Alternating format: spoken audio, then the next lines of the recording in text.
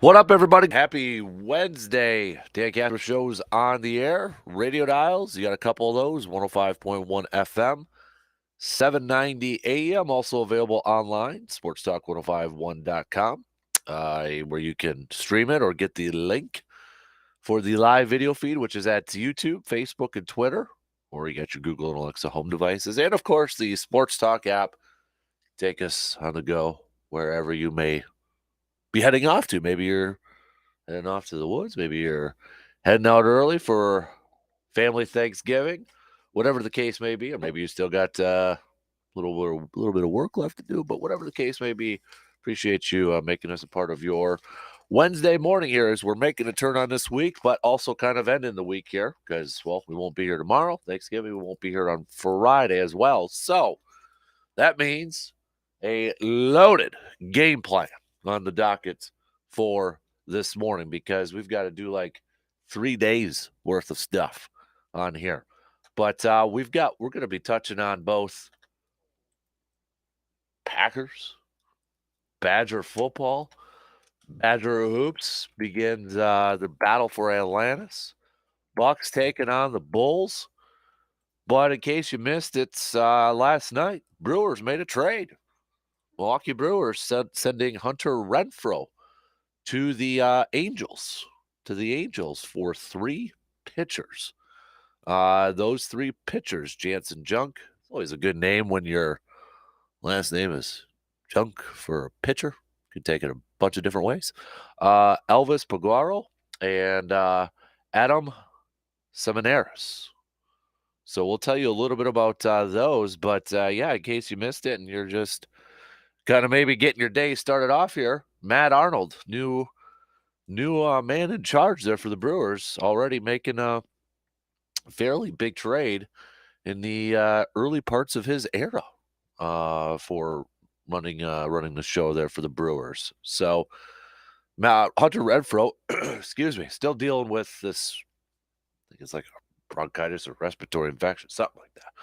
But looking at some of the details, Renfroe was arbitration eligible, and the projected amount of money that he was going to get was more than $11 million this winter before he would have entered free agency the following year. So this was his final year for arbitration eligibility. But Matt Arnold, talking to selected media members after this trade, said that this was not a salary dump. Quote, honestly, from our perspective, it is more about adding to our organization and dealing from a position of strength. We feel like we had the depth in the outfield, and to be able to augment our pitching depth, it was a good thing. So, what are your thoughts, Brewers fans? When I saw this and kind of went through the details and that, I go back to an episode of the Man Cave podcast not that long ago where Brandon and I were kind of talking about the end of the season and some of the decisions in that, and we kind of threw out there as like, you look at the farm system for the Brewers, and they've got a plethora of major league ready outfielders. Could they potentially maybe go a little small ball-ish this year where they utilize that speed? And Brandon throughout the example of like the Marlins from a while back when they won the World Series, utilizing their speed with their hitters, with their younger hitters there. You look at the Brewers, they've got a lot of young outfielders ready to go or ready to be playing at a major league level. So could we see the Brewers kind of bringing in that talent, not only utilizing the speed on the base paths, but maybe in the outfield, covering a lot of ground out there? But you lose a power bat in Hunter Renfroe. You look at it, Christian Yelich is, still the guy back there. Garrett Mitchell finished the season off in center field. They have Tyrone Taylor, but it sure looks like, Brewers might be going with some of their prospects where it's a little bit different. A few years ago, they had Lewis Brinson and Brett Phillips, and we were expecting those guys to be called up. They traded Lewis Brinson for Christian Yelich. Brett Phillips was also traded away. So maybe the Brewers going a little bit of a different route this year. So, do you Brewers fans like this move? Do you like this trade? We'll go over a little bit about the pitchers, a little bit more detail coming up here in just a little bit. We're going to kind of, since it's like a Thanksgiving sort of thing, going to do like a little bit of a feast, kind of mix everything on like your Thanksgiving plate, right? You just put everything on the plate and mix it all together. So we'll do a little bit of a deep dive into the players that the Brewers got back in return. We'll tell you a little bit about that coming up in just a few minutes on the opening drive here this morning. So also we will since we won't be here on Thursday and Friday, we will do a little kind of football Friday-esque sort of thing, talking Packers Eagles Sunday night football coming up here. So we'll kind of break that down, kind of do a little bit of an early look at that, keys to victory, key matchups, that sort of thing. Packers had some familiar faces coming in for a workout yesterday. Danny Davis, former Badger, who, I thought would have been a prime practice squad candidate. I thought he had a nice preseason, nice training camp, made some plays. But also Geronimo Allison. Geronimo Allison came in for a workout too. So I don't know if they're going to bring anybody in or not, but those guys were in for a workout yesterday. So we'll touch on a little green and gold as they get set to face the top-seeded Philadelphia Eagles for a little Sunday night football action. It is Axe Week. Badgers taking on the Gophers this weekend, too, at Camp Randall.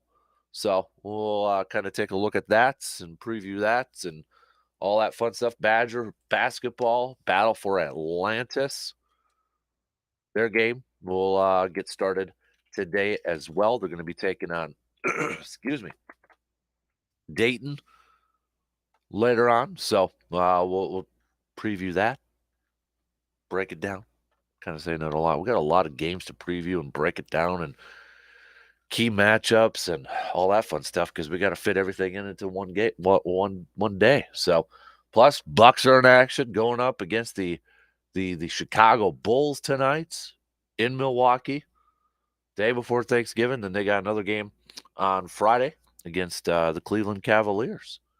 So we got a lot of games to look at, all that fun stuff. We're just going to mix it all on a plate and go at it. Also on the game plan here, we're going to do some stock reports, whose stock is rising, whose stock is falling. You can play along with us. Send us your stock reports to the Shoe Doctors bullpen line with a quick text at 715-830-1912. We'll do a Good Vibes Only Wednesday.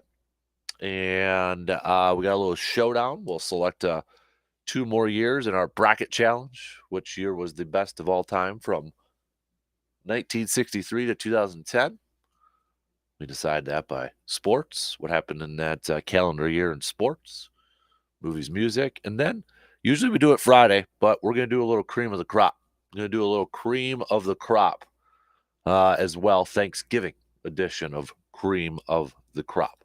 What is your cream of the crop, like number one item, food item, when it comes to good old Thanksgiving? Like, what is your go-to thing? What is the one thing that you always look forward to chowing down when it comes to Thanksgiving? What is your cream of the crop? So you can tell we got a lot of stuff to get to here this morning. We're just going to throw it all in here together. So I want to chat a little bit about the Brewers, though, to open up things here in just a couple minutes on our opening drive this morning, breaking down this trade, big trade by newly appointed man in charge, Matt Arnold, sending one of the more consistent bats, I would say, in the Brewers lineup last year, especially like power bat, to the Angels, where he's going to be in a lineup with Mike Trout and Ohtani over there. But Angel sending 3 pitchers in return for Hunter Renfroe. At first blush, it looks like, is it a salary dump? Because Hunter was going to be scheduled to make over $11 million. Matt Arnold said no. It's dealing from a position of strength for them, which I imagine that means the plan is that the Brewers are going to go with their younger guys in that farm system in AAA to make that jump this year and going to begin the season by giving those guys some chances. We'll give you a little bit of a refresher on who some of those guys may be. We saw one of them at the end of last year, Garrett Mitchell, but who else could be in the running to maybe making the big league roster opening day? So we'll take a look at those prospects and we'll take a look at the players that the Brewers got back in return. But, again, since we're kind of combining a bunch of stuff, if you want to throw some predictions out for some of the games this weekend, this will be your only shot to do it, okay? This is going to be your only chance to do that. So you can make your predictions. Badgers for football against the Gophers, for Battle for Atlantis. If you want to throw a little Packers prediction in there with the Eagles, Bucks, Bulls, whatever you want to do. All right. Let's get a bunch of texts here this morning. Let's get a bunch of tweets. Hit me up on Twitter at DANKASPER, Facebook.com/Kasper Sports. So let's get into this thing. Opening drive. We'll start it off with some Brewers and then see where the conversation takes us. All right. Breaking down this trade. What does it mean for how the Brewers outfield will look for opening day? Also, these three pitchers that the Brewers got in return. Should we be excited about any of these guys?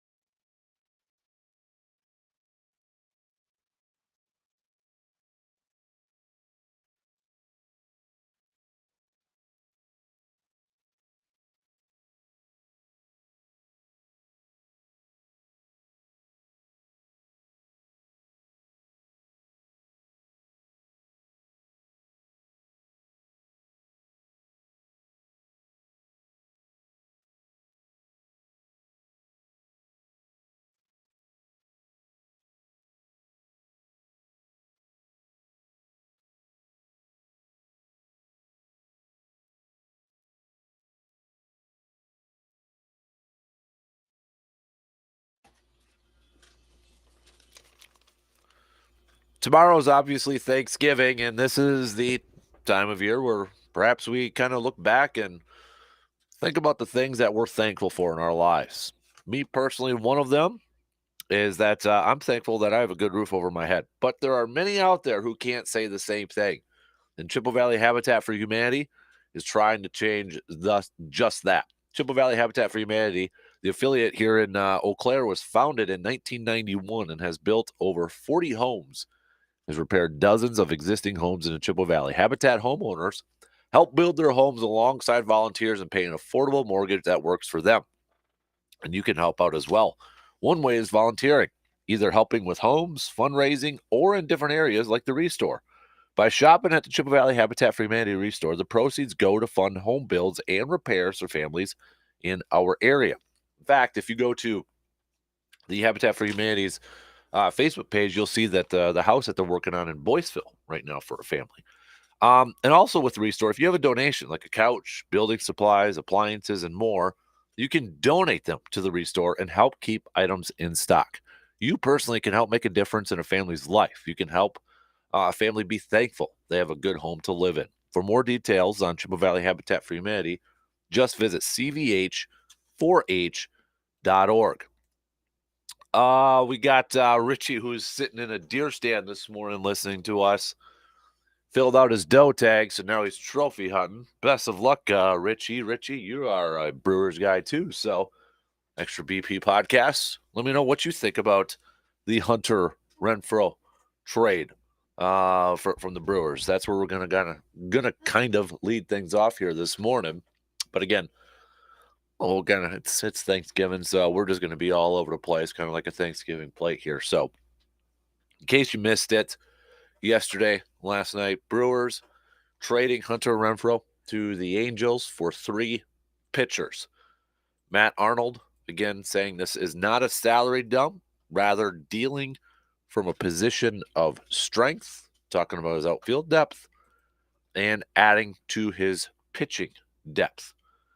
Quote, honestly, from our perspective, it is more about adding to our organization and dealing from a position of strength. We feel like we had that depth in the outfield, and to be able to augment our pitching depth, it was a good thing. So, first thing, who did the Brewers get in return for Hunter Renfroe? Well, they got Jansen Junk. All right, so he is a right-handed pitcher, 26 years old. In 2022, he appeared in 3 games, started 2 of those games, went 1-1 with a 6.48 ERA, just pitched 8 1/3 innings, 11 strikeouts. If you look at 2021, he pitched in 4 games, started 4 of those with a 3.86 ERA, 0-1, but pitched 16 1/3 innings, gave up 7 earned runs, 5 home runs in those 4 games started. That was 2021. In the 3 games that he pitched this previous season, just giving up that 1 home run. He seems to be probably the guy that's closest to maybe playing significant time for the Brewers. He was the Angels' number 16 prospect. Made his debut in 2021. Matt Arnold saying about him, about Mr. Junk, he's good. He's got a good 4-pitch mix and is a solid young starter, we believe, that has a chance to compete for a spot in our rotation potentially. He has moved fast through the minor leagues. We're excited about what he can bring for innings in 2023. The other player, Elvis, I'm hoping I'm pronouncing his last name correctly, Peguero. He appeared in 13 games, in this previous season, 6.75 ERA. That was a jump from 2021 when he appeared in just 3 games. 2021, 3 games, 2022, 13 games. This previous season, 17 1/3 innings, gave up 4 home runs, 13 earned runs. Matt Arnold saying about him, he's a guy with a live arm, a high octane arm that we're excited about. It's big stuff. Now, Elvis is 25. He's a relief pitcher and will figure to pitch out of the Brewers bullpen when he does debut with the Brewers. The other pitcher, more of a prospect, Adam Seminaris. This one, he's 24. He was selected in the 5th round of the 2020 MLB draft and is being developed as a starter. He split last year between high A and double A and triple A, posting a 3.54 ERA over 24 games, which included 21 starts. Matt Arnold saying about him, another guy who has moved quickly. He has a 4 to 5 pitch mix with a lot of weapons he can get guys out with. Between the three of these guys, we feel really good about insulating the arms that we already feel good about at the major league level. So, those are just a little bit of about the pitchers that the Brewers got back in return for Hunter Renfroe. Now, you look at the outfield depth that the Brewers have. Well, Christian Yelich is there. You got Tyrone Taylor. I guess you could say Castanera played a little bit in the outfield. But Matt Arnold, as we said just a little bit ago, talking about position of depth, referring to the outfield. And you look at their minor league system or their farm system, it is top heavy with outfielders. In fact, the top 5 can all play the outfield. The one caveat to that would be Bryce Terang, who's shortstop/outfield. More of an infielder, but can play the outfield. But their top 5, you look at their positions, all play or can play the outfield. Jackson Chourio is a double A guy. He was the the minor leaguer that just was on fire last year. If you were following Brewers Twitter or following some of the writers on Brewers Twitter, I think it was it Kurt Hogg who covers the Brewers, would kind of have a little fun with this. Here's your Jackson Chourio update, and he was just like tattooing the ball or consistently getting on the base. I mean, he was skyrocketing. He's only 18. He's not going to be a major leaguer this year unless it's later on in the season. They give him a little bit of reps. I don't see him being on the major league team at any point next year. Again, unless it's like towards the end and they're out of the postseason run. Never say never, I guess. But 18, his ETA estimated time of arrival is about 2024. But the rest of the next 4 guys who could play the outfield are all 2023. They're all AAA or Major League base, already in the majors, technically on the roster. Sal Frelick is their second-rated prospect. 22 years old. And you probably heard a little bit more about him with those minor league updates towards the end of this past year too, because, well, he was hitting the ball pretty darn well. Now, with Frelick, he's a center field type of player, like a Garrett Mitchell. So maybe a little battle there for center field, a little back and forth there, maybe both potentially on the ball club, relieving one each other. You got Joey Weimer, who's the third prospect on this ball club, and he's more of a prototypical right fielder because he's pretty big. He's 6'5", 215 pounds. Compare it to Sal, who is just 5'10" and 180. So Hunter was more of a prototypical right fielder. Maybe you're thinking, well, this guy then, Joey Weimer, prototypical right fielder, instant plug in there. Who knows? But he's a third-rated prospect in this Brewer system. We mentioned Bryce Terang, who's already on the 40-man roster. More of an infielder, but can play the outfield. And then you've got Garrett Mitchell, who we saw a little bit last year, at the end of last year. We saw that speed he can display, both on the base paths and on defense in the outfield. He's on the Major League Ball Club. And then if we look outside the top 5, well, we got another outfielder in the top 10 that is probably major league ready. And he came as part of the Josh Hader trade. Esteury Ruiz, who is a speedster. A lot of speed with these outfielders. And if we go back, I kind of mentioned it at the beginning, Brandon Bergen and myself had a podcast episode, Man Cave podcast episode. We were talking about, Brewers offseason and, some of the decisions and what this team could look like. And obviously we know with the rule changes, right, banning the shift and how the defense is going to be able to line up and that sort of thing, and how it could affect how teams are built or what their mindset's going to be. And it was Brandon that kind of like, maybe the Brewers with their outfield depth and with the speed that they've got with some of those guys that may be ready to be called upon. Look back a few years ago to the Marlins, where they had a lot of young guys, but they had a lot of speed, and they utilized that speed on offense, playing a little bit more small ball, that sort of thing. And I know the last few years, Brewers fans were really clamoring for a little bit more small ball. But now you got the speed to be able to do something like that.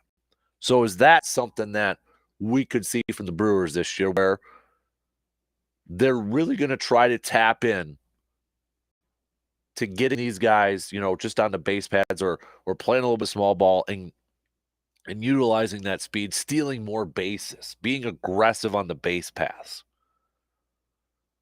And then when you look at it in terms of defense, if you've got, some of those youngsters out there, you're going to be able to cover a lot of ground. My question now is going to be Christian Yelich. He ain't going anywhere. But is he a guy that maybe you just now focus on, okay, let's focus on the offense. Let's focus on getting this bat back. When the World Series was going on, we mentioned this article, I think it was on Fox Sports, about Bryce Harper. And how Bryce Harper, he got that elbow injury, the UCL, right, the Tommy John. But thanks to the DH rule in the National League now, he's still able to hit. And he's having surgery. He'll still be able to hit, but, the recovery to be able to throw the baseball, it's going to take some time. But when the article was about when he was sidelined and not able to go out into the field but still be able to hit, he really honed in on his hitting and really focused on that, spending time in the cage in between innings, watching video, really focusing on and hyper-focusing on his offense. And we kind of threw that out there. It's like, is that maybe a role that Christian Yelich could kind of go into? With all these younger outfielders, which it seems like the Brewers are set on kind of rolling with these guys, unless they decide to make a move, which is entirely possible, especially with the owners' meetings, with winter meetings coming up next month. But it's entirely possible where the Brewers are going to go with their younger outfielders, and maybe it is DH a Christian Yelich type of role where you just let him focus squarely on offense and hitting. Because if the Brewers too go with this younger outfield lineup, younger bats, speedier bats, I can't see Christian Yelich still being a leadoff hitter. Maybe. I mean, it's not like he's the slowest guy on the field. He's still got some wheels to him. But when you've got these younger guys who can play that small ball and utilize their speed and get on the base pass and be aggressive with it, probably going to have one of those guys up there. Just me. I don't know. Could be completely wrong. I mean, Christian Yelich did do pretty darn good at leadoff. But now with another power bat out with Hunter Renfroe, you look at the power on this team. Yeah, you got Rowdy Tellez. You got Willy Adames. They don't have the highest of averages, and maybe that changes with the banning of the shift, which is entirely possible at this point. I think a lot of numbers are probably going to go up. A lot of batting averages, OPS, OBS is going to go up with the banning of the shift. But you kind of look at it as like, where's your power going to come from? You got Rowdy, you got Willie, Ken Christian. We've been saying this for a long time now. It feels like, but can Christian Yelich become that power bat? Who else? Right now, it sure looks like maybe the Brewers are going to go a little bit smaller ball and being aggressive on the base pass. Would you be okay with that? I think I'd be okay with it. I think we're in a little bit of an unknown type of season. What's about to come up in 2023? Because the banning of the shift is a significant rule change. It's going to change a lot of things on the offensive side. And maybe changes the offensive approach for a lot of teams too. So I think we're kind of in a little bit of an unknown part in this. But hey, let's see how this thing plays out. Brewers getting some more depth at pitching. We'll see if if Jansen can crack that starting rotation. I mean, you already have Corbin Burns, you've got Brandon Woodruff, you've got Freddie Peralta. Those are your top three. Adrian Hauser's still there. Aaron Ashby. Whatever they decide with like Eric Lauer. I think we know the top three are guaranteed, assuming they don't trade any one of those top three guys, which I don't think will happen this year. But again, never say never. Could be completely off on that. Not 100% confident in that. I don't think, they already signed Aaron Ashby up. They view him as a starter.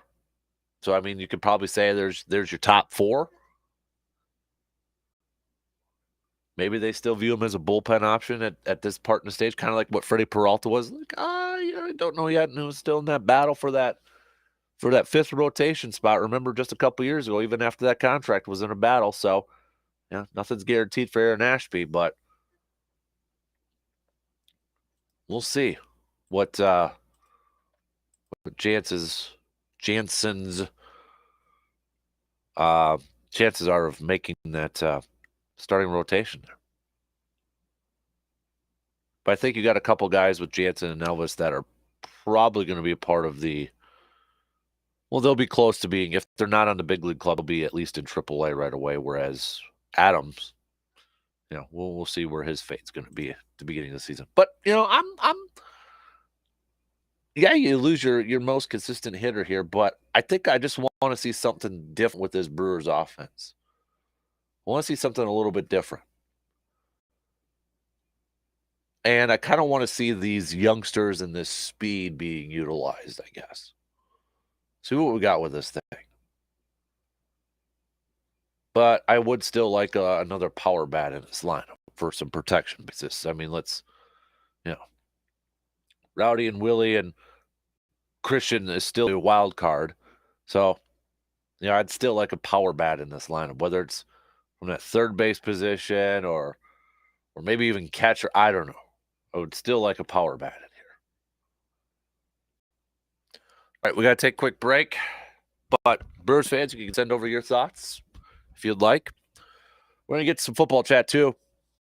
Packers, Eagles, keys to victory, key matchups. We'll hit that up coming up next.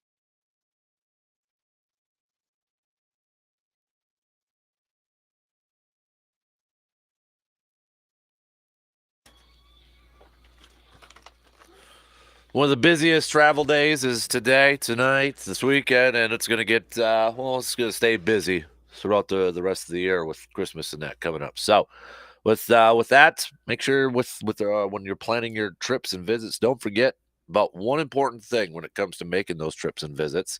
That's stopping by ASAP Used Auto Parts and getting your vehicle ready to hit the road. The busy travel season also comes with changing the seasons. We've already seen that a little bit, right? Snow, cold. Now it's warm, melting, but it'll get cold and more snow. You know it's going to happen. So it's even more important to make sure your vehicle is ready for all these visits coming up. You know, it can get a little hectic around this time of year as you're trying to juggle a bunch of different things on your calendar, but things can get even more stressful if you don't take care of that vehicle of yours. So if you need those new tires on your vehicle, ASAP Used Auto Parts offers a wide variety of tires to choose from, all at the best prices in the Chippewa Valley. And don't get stranded because of a dead battery. ASAP Used Auto Parts can hook you up with a new battery to help make your vehicle start on those cold nights. Need an oil change? They do that too. Plus a wide selection of high-quality used auto parts to help you save some money. Because, well, you're going to need that extra money for your travels and your gifts. So while you're planning your holiday traveling, don't forget to plan for your vehicle. Let ASAP Used Auto Parts help take that some of that stress off your plate and help get your vehicle ready for this winter. All right, Richie, one of our brewer dudes. I'm fine with the trade. Not sure if it's something I like or dislike. Brandon and I talked a while ago that Yelly could be the only outfield holdover. This was not a surprise. Here is to the future crop of young guns. I will miss that cannon of an arm, though, from Renfro. No doubt about it. So, all right. Let's hit up a little green and gold chat here as the Packers will return to practice today. We'll hear from Matt LaFleur a little bit later on today as well. But looking at, kind of doing this an early matchup because, again, we won't be here tomorrow or Friday. So besides win a bunch of games and start 9-1, what does Philly do well this year? What doesn't Philly do well this year? Well, you look at offense, well, they're top 5 in yards per game. Actually, number 5 in the league in yards per game. Defensively, yeah, they're still pretty good too. They're second in the league in yards allowed per game. The only team that's higher than them, the San Francisco 49ers. Philly, third in the league in sacks. Number 1 in the league in turnover differential. They have 12 turnovers. Or, 12. It's differential, right? Yeah, different. Yeah, they've got a total of 21 takeovers, and they've turned the ball over 9 times. So, yeah, number 1 in differential. So, this Philadelphia team's, when you look at the numbers and you look at the stats and the rankings, pretty solid all across the board here. That's why Jalen Hurts is also an MVP candidate. Getting talked about that quite a bit. Even though when you kind of looking at, if you're breaking down, excuse me, some of the numbers, just averaging 228 yards per game. Rushing yards per game, Philly, though, up there at 142.5. Points per game, Philly, up there, 26.3. Defensively, we know that they've added, some veterans to that group. Linville Joseph, Ndamukong Suh is now over there, beefing up that defensive line. Remember a few years ago, that was a big reason why the Eagles beat the Patriots or made that run to the Super Bowl, is because they had a deep defensive front. And it seems like Eagles are trying to do that again, keep those big guys fresh up there. But yeah, second in total yards given up per game, only behind the San Francisco 49ers. When you talk about passing yards per game, again, this number is a little skewed, I think, because Green Bay is still up there. They're 1, 2, 3, 4, 5th. But Dallas is number 1. Philly is number 2 at 178.4. When you look at rushing yards allowed per game, that's where Philadelphia has given up quite a bit of yards on the ground, 122.2, or excuse me, 122.2. But again, that's why they've brought in some of the big boys up front on that defensive line to try to stop that. But points per game defensively, they've only given up 18.3. 18.3. A lot of categories were top 5, top 10. Easily. Miles Sanders, 757 yards rushing this year. You've got to deal with A.J. Brown, who was the draft day trade that has worked out fantastic for the Eagles. Former Badger T.J. Edwards leading the group in tackles, linebacker spot. You talk about those interceptions they acquired. Remember C.J. Gardner-Johnson? He's got 6 picks already this year. They got Darius Slay over there, still doing his thing. They got James Bradbury at corner. I mean, they've got players all across the board on both sides of the football. So this is going to be a tough game for Green Bay. Colts played them tough. But I think it's the same exact game plan that I feel like we talk about every single week. Control the clock, successfully run the football, get off the field on third down when you're on defense. You get them in a third and 8, 9 situation, you better be getting off the field. Don't give them extra opportunities. For crying out loud, if we continue to see 3rd and 8, 3rd and 9 situations and teams are able just to pitch and catch and easily pick those things up, well, I mean, we've seen enough of it already where it's kind of really affected the season. But I mean, I still want to I want somebody to tell me. I want Joe Barry. I want somebody to tell me, why are we doing this? What's going on? What's the issue? Busted coverages. Okay, great. Why? Why is there so many busted coverages? Why is it consistently busted coverages? The communication? Why? Is it difficult? Is it too difficult? What's going on here? All right, Jair, this is a game where A.J. Brown, let's go. You got Devontae Smith over there, too, who's, pretty darn good. 559 yards, speedster. So, hey, Morgs. Hey, happy Thanksgiving, Kasper. How you feeling? It's kind of draining out now. It You is. can't tell with my voice. Sounds like it. Yeah. Yeah. Once you hit puberty in the cold, that stage means you're on the heel, I know. on the mend, on the I uptick. hope so. That means it's coming out. I don't want to touch a car to get you sick, so you pick for me. Do you have some, well, first of all, do you have some home cooking on the deck tomorrow to make everything better? That usually helps. What are you going in for seconds for around the Thanksgiving table? Is there a favorite family recipe that you're going to double dip into? No, we're pretty traditional. There's not really any secret recipes or anything like that, but what's in a traditional Thanksgiving meal? What, in your opinion, should go? What doesn't anybody need? Are you talking green bay casserole, cranberries? We don't even do that.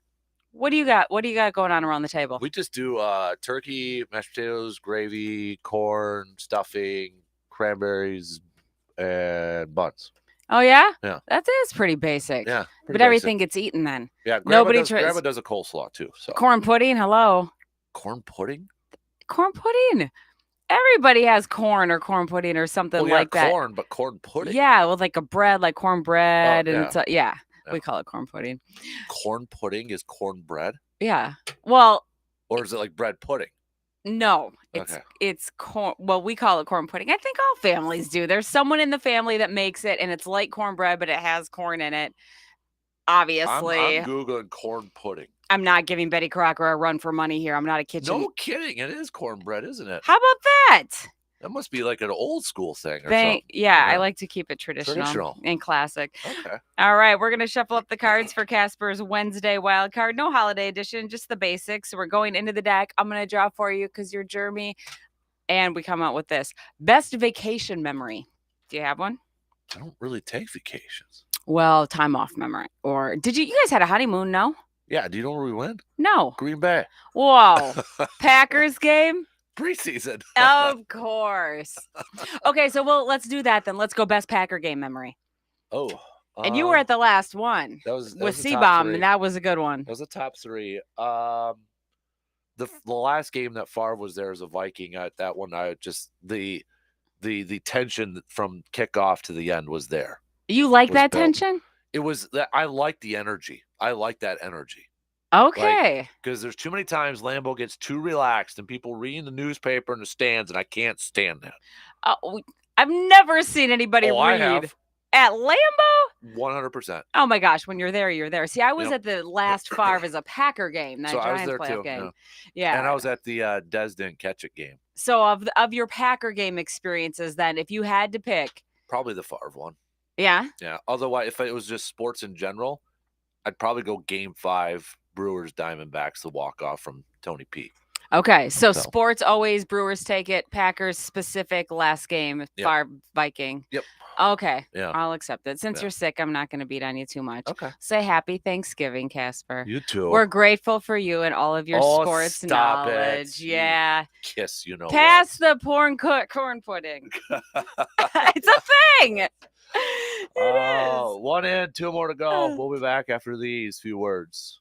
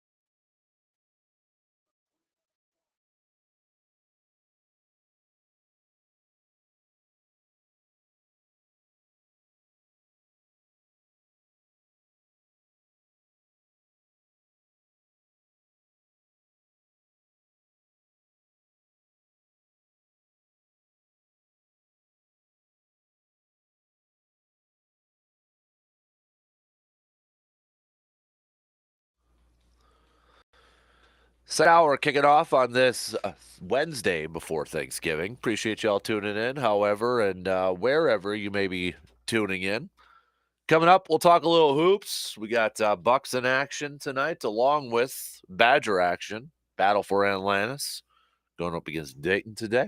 Also, we'll talk a little Axe Badgers taking on the Gophers. Final regular season game for the college football season. Plus, we'll throw a little Michigan and Ohio State into the action too. Big time game there. Both these teams are in the college football playoff in the latest rankings. You had Georgia, you had Ohio State, you had Michigan, you had TCU in the four, then LSU, and then USC right after that. We're gonna we usually do this on Fridays, as you all know, but we'll do it again, or we'll do it today, Thanksgiving edition. But the cream of the crop rise to the top. On balance, off balance, doesn't matter. I'm better than you are, yeah. The cream of the crop! Nobody does it better. Thanksgiving edition. So what is your cream of the crop Thanksgiving food item? What's your main one going up there? You can hit us up with a text at 715-830-1912 or on Twitter, Facebook, and the video stream. Your 2 years for our showdown are going to be 19. I'm just going to double check. 1977. We have not done 1977 yet. And then it's going to be where to go? 2006. So 1977 versus 2006. So Surveyor, if you're listening, those are your 2 years that you can play along with there. We'll get to that coming up in about an hour from now. But let's open up this second hour with some sports nuggets of the day. 1968, the Milwaukee Bucks made their first NBA trade. They traded Bob Love and Bob Weiss to the Chicago Bulls for Flynn Robinson. 1971, the Washington Senators announced that they would now use the name the Texas Rangers after their move to Arlington, Texas. 1984, if it's not the most iconic, it's one of the most iconic plays in college football and all of sports. Boston College defeated Miami 47-45 on quarterback Doug Flutie's last second 64-yard pass. The New York Yankees signed free agent Steve Sachs to a 3-year contract in 1988. Okay, Wayne Gretzky, this was the one I was going to get to. 1988 scored his 600th National Hockey League goal. 1991, the Kings ended the NBA's longest road losing streak at 43 games. And 2001, a crowd of 87,555 people watched the Texas Longhorns beat the Texas A&M Aggies 21-7. The crowd was the largest to see a football game in Texas, which probably irked the crap out of Jerry Jones. So those are just some of your sports nuggets of the day here this morning. We discussed it a little bit yesterday, but World Cup update, Lucas, go for it. Oh, Saudi Arabia, they got a big victory. They did. I guess was it Argentina? See, look at me. You know your soccer stuff. I know. Go you. USA tied, but it felt like a loss. Yeah, not the greatest. Not the worst. You know? Not the worst. Yeah. Look, if they lose to Iran next week, that's the worst. Wales, not great, but look, you're also playing against Gareth Bale. He's a pretty good soccer player. England's going to be a challenge on Friday. That is the must-watch game for us here in the States. England versus USA on Black Friday. Are you watching that? No. Why? I'll be. Do in you the hate woods. America? I'll be in the woods. Are you going to be getting smoke updates on the game? Someone sends out a certain colored puff of smoke in the woods whenever. I mean, I got my phone. I can look it up. Okay. So. Oh, you get. I get reception. You get like 2G out there. Depends on the tree stand I'm at. Yeah. One of them I get great. Another one, no. The other ones I haven't really tested yet. Gotcha. I got a new phone in that, so I'm kind of working out the kinks. Okay. But yeah, it'll be a fun game to watch. I fear England is going to run roughshod over the United States. I want it to be a good game. And I also root for England. England's my second favorite team. In terms of general international ranking, I mean, obviously Team USA always number one. England's 2, Norway's 3, and after that, we just kind of take it as it comes. So Yeah, but of course, I want Team USA to win because I'd like them to actually do something in the World Cup. Yeah, why do they suck at soccer? It It's just because everybody else is better. to a degree. I mean, it's more endemic to other countries than it has been here. A lot of it is organization too. U.S. The Soccer Federation just doesn't do the greatest job of putting together a team. Now, granted, this year has a young team, so they shouldn't be expected to go on a long run. I was listening to one of the pods yesterday. I think it was the SB pod, and talking about that next. The real thing is 2026 when the World Cup's here. And that's what Team USA is really shooting for. They don't expect to get to even the semifinals this year, and it's too top-heavy right now. That would be a mammoth upset if they got that far So along. what you're saying is like these 16, 18-year-olds right now, your country is going to depend on you in 4 years. Mm-hmm. Mm-hmm. You're listening right now, you 16 and 18-year-olds. 2026. Yeah. Get it done. Mm-hmm. Get it done. That's the one where, okay, Team USA will be in the World Cup. It's not going to be like 4 years ago when they didn't even make it. They'll be in it because they're the host country. Like Ghana was. We don't have to waste our energy trying to get into the, No, we can rounds, lose the whole way preliminary along. rounds. Yeah. But you also don't want to go out in the opening round either. Now that would be an embarrassment. Team USA needs to advance into the knockout round in 2026. But that's getting way ahead of ourselves. If Team USA beats England on Friday, that's going to be pretty wild. So yeah, it's still going to be a must watch, at least to start, and then hopefully that game stays close. I think I need to adopt a soccer team. I did it for a hockey team. I need to adopt a soccer team. We did kind of a run through. I mean, it depends on where you want to go. Do you want to do an MLS team? Well, I think I need to do the Premier, right? Yeah, I think I need to do a Premier. That's the best one. Yeah. All right. I mean, give me some nominations. I know. I think some people suggested Norwich City because it was there are similarities beyond the color scheme. Now, wait, did Norwich get relegated? But they're one of those teams that like they bounce back and forth. 1 year they're in, the next year they're out. The next year they're in, the next year they're out. Don't be a Manchester United fan. Don't be a Man City fan. Don't be a Chelsea or a Liverpool fan. Then you might as well just choose the Yankees and the Cowboys and the Lakers. No. Is there any? I'm all about names and swag. Okay, like the Kraken. I mean, come on. All right. Well, look, do what I did 12 years ago when I went through the same process of what Premier League team should be my favorite. Go through. Look at the logos, look at the history. That's going to be a big part of it because you don't want to jump onto a team that is like a quick wonder or something. And then you're going to be wondering why your team is not in the Premier League because they got relegated and they can't get out of the football championship. These are very Game of Thrones-esque logos. I like it. Look at some of the traditions. Look at some of the reputations too. There are different types of fan bases. There's probably some that maybe match more of the type of fans you want to be associated with, and some you don't. I got a couple already just by the names. Yeah. I mean, admittedly, some of the strongest reasons why I chose Aston Villa are very superficial. Part of it is because I just liked how the name sounded. Part of it is because I like the colors. Part of it is because they're from Birmingham, which is the hometown of one of my favorite bands. I mean, none of those have to do with how they actually perform. Now, I did choose them in part because of how they performed, because they're one of the, broadly speaking, one of the more successful teams in English football history, even if they're not a Manchester United or a Liverpool. So at least there was some pedigree to that team. And I'm glad I made that choice. I will warn you, though, you may find yourself sweating a lot Saturday mornings in the spring. If your team is borderline relegation year in and year out, it will really bond you to that team, because I've become a much bigger Aston Villa fan than I ever thought I would. But you are going to be sweating out some relegation battles. It's surprising how much you can get sucked into the Premier League. Okay. Yeah. I'm just making sure that these teams that the two that I got are not relegated.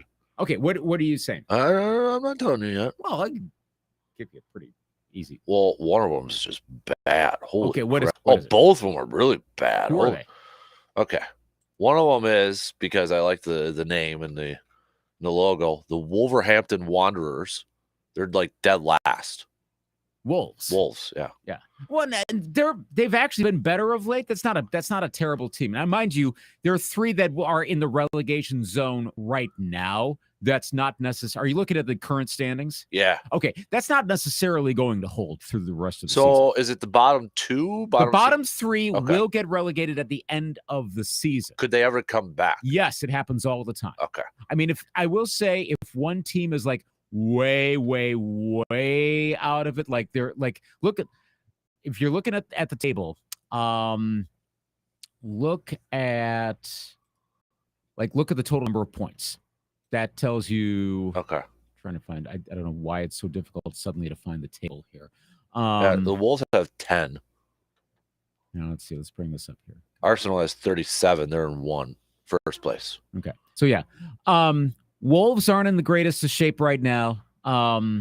But they're usually like in and out of the Premier League. So you're not choosing one of those like, hey, cool, we're in it, and then they're going to be gone.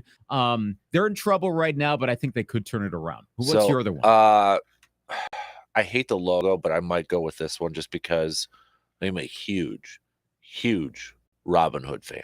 Okay. Nottingham Forest. They've historically good.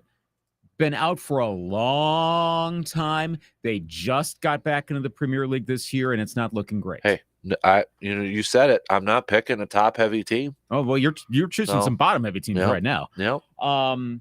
But that shows the dedication I'm going to have with this, which means you might be following a team in the football championship. But I really hate their logo, so I have to think about this for a little bit. Okay.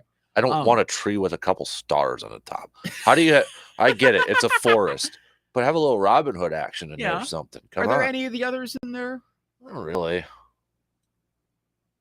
I mean, yeah. I mean, was it Leicester? Leicester City? Leicester City, yeah. Okay. They're the ones that had that complete shocker of a win in the Premier League a few years ago. Was that like, are they like a fox or something on there? Oh, I like cool logos. Yeah, that's a pretty darn good logo. Yeah. So. Leicester City would be a good choice. Okay.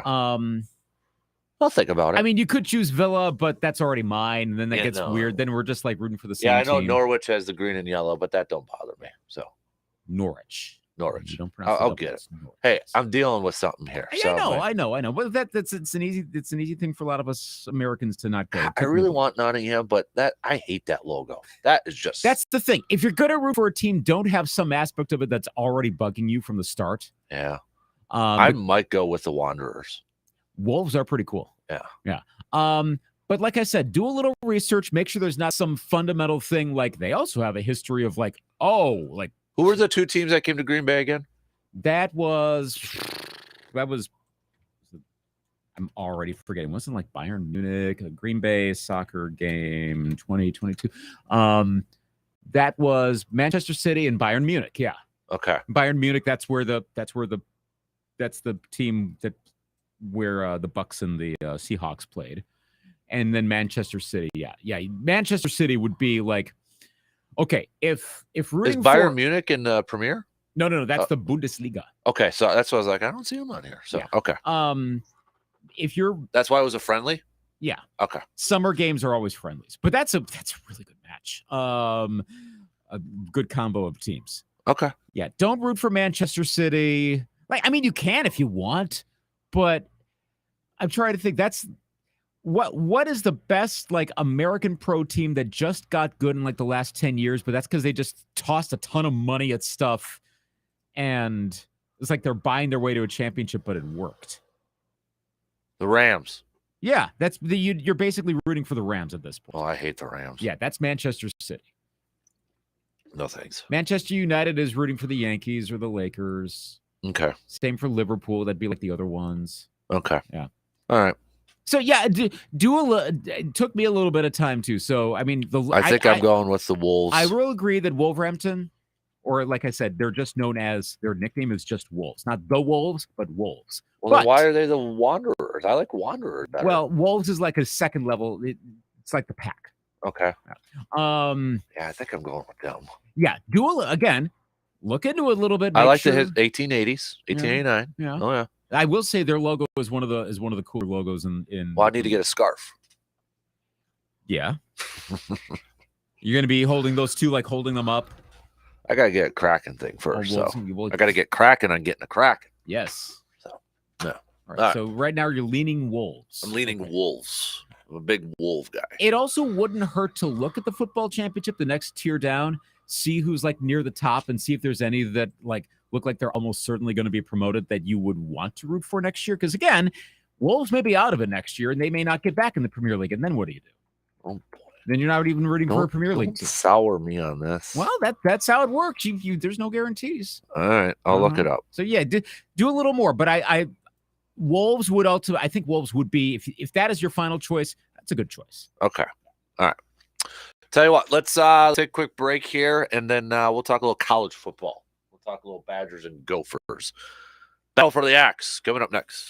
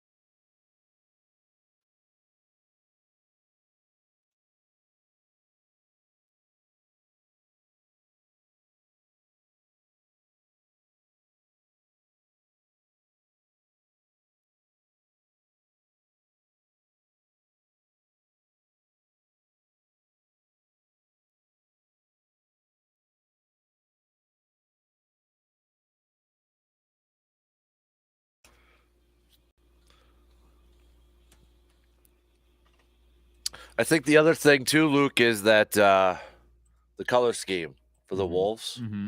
matches Wolves, the. no the. Sorry. If you're gonna be a fan, Wolves. you gotta actually refer to Match. them. I can't say matches Wolves. That doesn't make sense to me. It doesn't, but I know. that's Sorry for people speaking proper English. yeah, Peeping literally proper English. Yeah. What I was gonna say is it matches the short colors of Rocky and Rocky 2. There you go. So just throwing that out there too. Nick sent me a message saying it has to be if I'm picking a Premier League, I have to go with Tottenham Hotspur. Tottenham would be a good choice. Also known as Spurs, not the Spurs, but just Oh, Spurs. this thing is gonna really irritate me if I can't say the. Yeah. So they're like the anti-Ohio State. They kind of are, yeah. Which actually is kind of better. Yeah. All right. Anything that could be opposite Ohio State is a good thing. Yeah. Anything. Well, I mean, besides championships, but yeah, that's the only thing. Right. Tottenham is a regular winner. They were one of those like Big Six teams that was threatening to break off to the Super League last year. But they're also not to the level of, again, Liverpool, Manchester City, Manchester United, Chelsea. Like Tottenham Hotspur is right on the cusp of you're rooting for a front runner, but they're not quite there. So that's like, if we're using like a college football analogy, that'd be like rooting for like maybe Tennessee. Well, Tennessee's a bit of a newcomer, like because I'm thinking of a team that's always good, but not quite good enough. Like maybe Georgia up until the last 2 years or so. Gotcha. Where they were like almost there, but not quite. So you could root for Georgia and not be accused of just rooting for the biggest winner always. Right. I mean, it's, again, not a good analogy now, but for a while, that's what it would have been. Gotcha. So I think Tottenham Hotspur would be good. And Tottenham is not going to get relegated anytime soon. So if you want assurance of having a Premier League team, I mean, they could get relegated, but I'm afraid. And also, remember, their home stadium, you're going to see a whole lot in the future. Who? Tottenham Hotspur. Oh, okay. As you know. Yeah, that's right. That's football. Yeah, there is a very American football, I should say. America. F yeah. Yeah. So yeah, you got your choices there. Okay. So again, look up the history a little bit. Where are the Wanderers? Where do they wander? Wolverhampton, England. They're in England? These are all English teams. Oh, okay. This is how much I know. It is the English Premier League. Oh, okay. So there are come on, okay. No Scottish teams. Interestingly, you can have. If there was a Scottish team, I would have that. There is a different I think it's a Scottish Premier League, but it's a different one. The quality is a little lower. Their biggest team there is what the English is it looking to expand across their borders like the NFL? No, you don't do that there. Oh, that's no. What if they like take over the world? They won't. Okay, they're good enough. They could, but no, I'm talking like Napoleon. Yeah, taking over. Well, that's pretty much what all the American soccer owners were trying to do, and now they're all getting out. Like the news, you saw the news yesterday that the Glazers are looking to sell Man United. Good. Yeah, I know. I think like you could almost hear the cheers from across the pond. Like they're Manchester United fans are like, finally, they're getting out of here. I wonder what Tom from across the pond listener who he cheers for if he has anybody. Did he tell us once? I don't remember. I'll send a message once. Yeah. Plus him being over there, he might tell you he might know like, oh, don't root for these guys, or these are your like. He would have a way better like pulse of the nation to apologize for the SVP and Rosillo reference there. But he would know a lot better. There can be Welsh teams. I don't know exactly why, but like Swansea gets in occasionally. But no, Scottish teams, they got their own league. Okay. But Wolverhampton is in like the Midlands, Central England. Okay. Midland. That's where they wander. The Midlands. Okay. Not the Highlands, the Midlands. Not the West Midlands. Okay. West Midlands, that's where you've got not the Highlanders. That you're getting a little further up, but I know. I'm talking, Yeah. But I will say Wolverhampton's not that far from Birmingham, which of course home of Aston Villa. So you might get a few derbies going on there. Rivalry games. It'll take you a few years I to don't know catch up. why. I when you said Darby, Yeah. I pictured Dumb and Dumber. Let's have a little shrimp on the barbie. Oh boy. It's the cold medicine, I think. So You're getting jacked up on this. yeah. Oh, okay. College football. Let's move on. Yes, let's. Gophers versus the Badgers. First of all, let me throw out a bold prediction scenario, possibly. Badgers win. Next day, Jimmy Lehrer gets announced head coach. Oh, True or false? true. Okay. It's not even that bold. I don't think. I think If they lose, do they wait? I think they do, if only because Because I don't know if you heard RJ. I did not. What did he say? So RJ was talking about it a little bit because it is officially posted. They posted it after that game against Nebraska. Did you apply? Did RJ apply? I don't want my name out there. Actually, maybe no. Hey, you got to get your name exposed so you can start working up the coaching ladder. Yeah, I don't want to coach. But he said that the talk was that the plan was they were going to post it after Iowa, but the fact that they lost, they waited. So if they would have beat Iowa, it sounds like it would have been posted right after that game, and we might already have a head coach full time. I think it's probably best to wait till the season is done anyway, which, well, season is going to be done very soon. If you hear Jimmy Leonard, though, they're losing recruits. They're decommitting because nobody knows what's going on. Well, don't they all kind of know what's going to happen? I mean, I know it's cutthroat in recruiting, but because there's those deadlines. We know what's going to happen. Deadlines for actions. Jim, this is a formality. Under what scenario is Jim Leonard not getting hired, short of like something like really terrible, like personal life terrible that suddenly comes out? That's the only scenario that no, he's going to be the next coach. Yeah. This is really a ceremonial sort of thing. Now, maybe they don't do it on Monday if the Gophers win because you just came off of losing the Axe again. So weird to say losing the Axe again, like haven't been able to say again in a very long time. But that would be a recency thing. I think though this happens within a week. Yeah, I do too.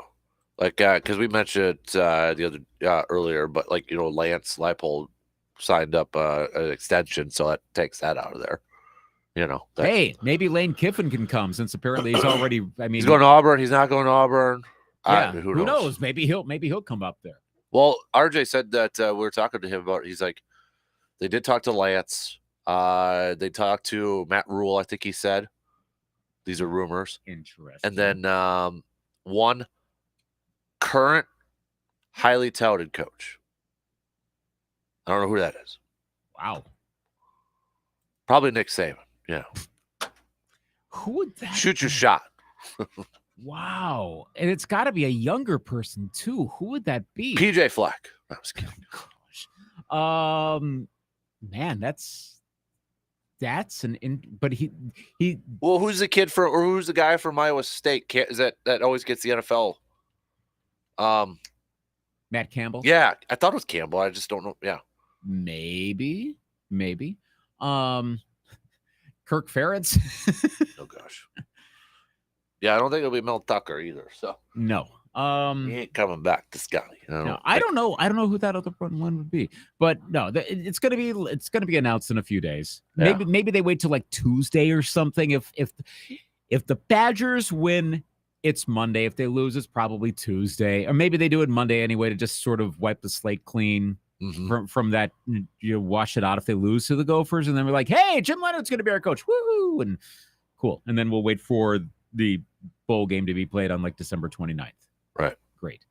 So the line on this game right now is Badgers by 3. Over under 36. Not the highest scoring game, and the Badgers are basically getting the home field advantage. Yeah. Number on this. This does feel like a toss-up. Okay. Flip of the coin. Yeah. How much of a detriment to the Badgers will Herbig being out for the first half be in this game? Ooh, yeah, that's a good point. Good, yeah, because his appeal was denied, so he's going to miss out in the first half. That's a good point. Yeah, I mean that's where if the Gophers are going to look, I mean Herbig can mess with the run game too.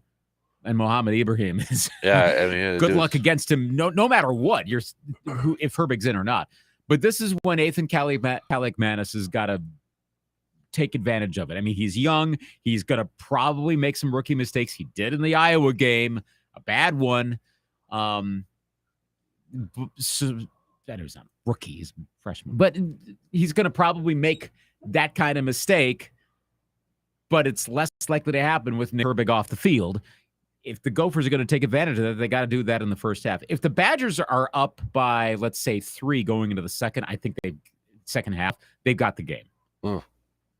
Okay. It's as simple as that. Yeah. I think then they can. I mean, Mertz is concerning, but if the Gophers are running away with this early on, I think the Badgers, between being at home, I think they can hold on to this. So you're going to go with the Badgers in this one? I feel like Wisconsin will win, but that also might be my inherent cynicism of Gopher football, that they'll always lose, which doesn't always happen, but it feels like that. And also coming out of an Iowa game, they haven't beaten Iowa since 2014. What the heck? This is turning into a Badger-esque losing streak. But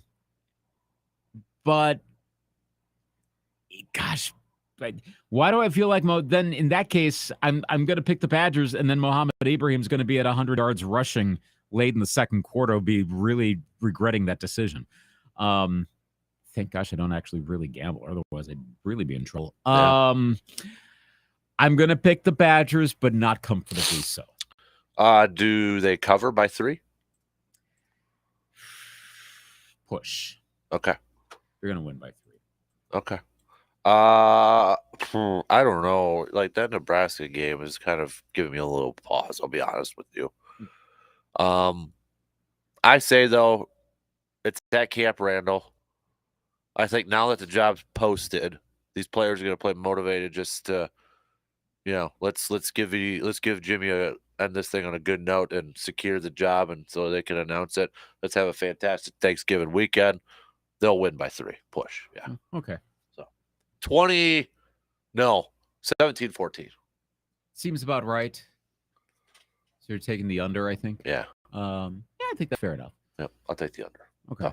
How about Michigan and Ohio State? Gosh. The best game of the weekend. Oh boy! Oh boy! Oh boy! At Ohio State too. Ohio State, I'll have. Being at home. I know both teams have had their moments, but no, I think the Buckeyes take this one. I think they're more superior than the one position difference in rankings says. I think there's a pretty big gap between 2 and 3 in that college football playoff. Like if we were playing those games this weekend, I think both Georgia and Ohio State win comfortably and move on to the national championship. So yeah, it's beating Michigan and TCU if those games were played this weekend. The spread, I don't know if you had a chance to look at it. What is it? 7.5 for Ohio State. This is a 2-3 matchup, and it's 7.5. Oh yeah. I agree. It'll be Ohio State in this one. Do you think Michigan still makes the football playoff? That's the interesting part. Okay, so try to remember how this works in the SEC championship. What are the SEC divisions?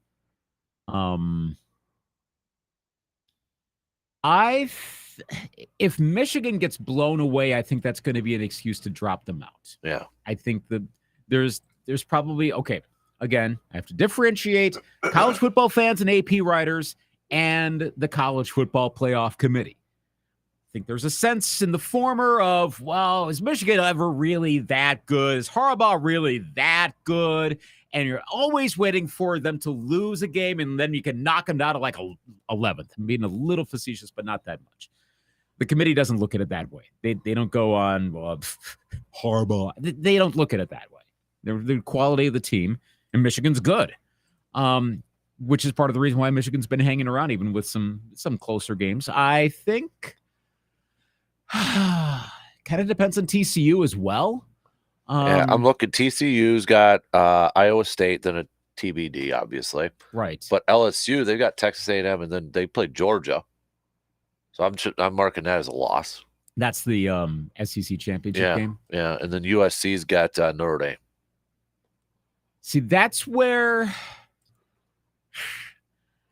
trying to game this out. Georgia's going to be in, Ohio State's going to be in. Yep. We're really talking about is TCU going to stay good long enough? I think TCU can win out. Will they get the benefit of the doubt? Or will LSU and maybe USC leapfrog them? I'm thinking Michigan falls to 5. I think TCU's up to 3.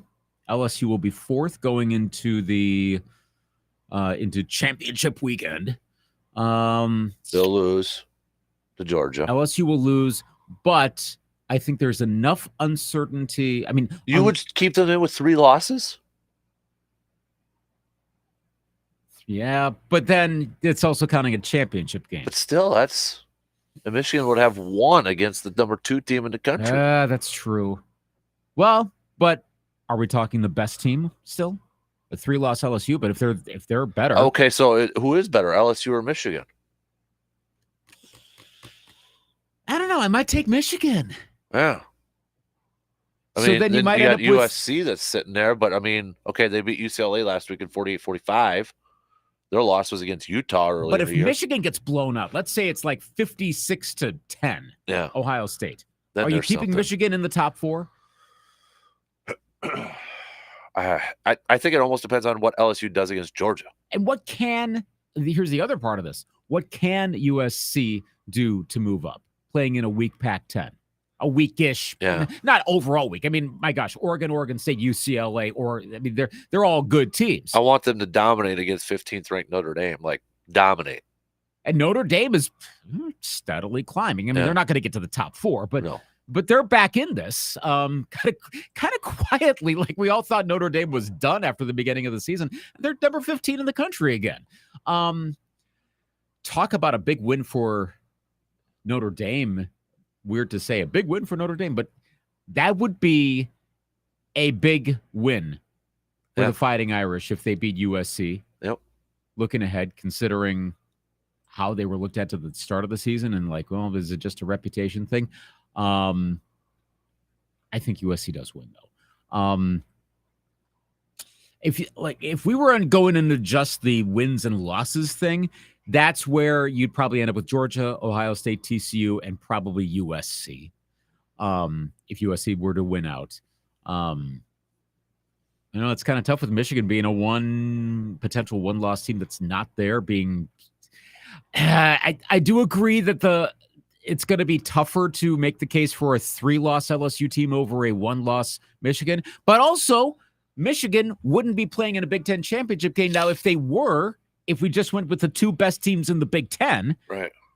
And Michigan then lost to Ohio State again, then they would be potentially a 2-loss team. And if LSU were With not both losses against Ohio State, so right, but it's Ohio State, Yeah. and if LSU weren't playing because of the vagaries of the division, then they might be a 2-loss team. See, I mean, it's not exactly fair to LSU because they get the opportunity to play another game to lose that Michigan doesn't get to play. whatever it's going to be, it's going to end up being Georgia, Ohio State national championship, right?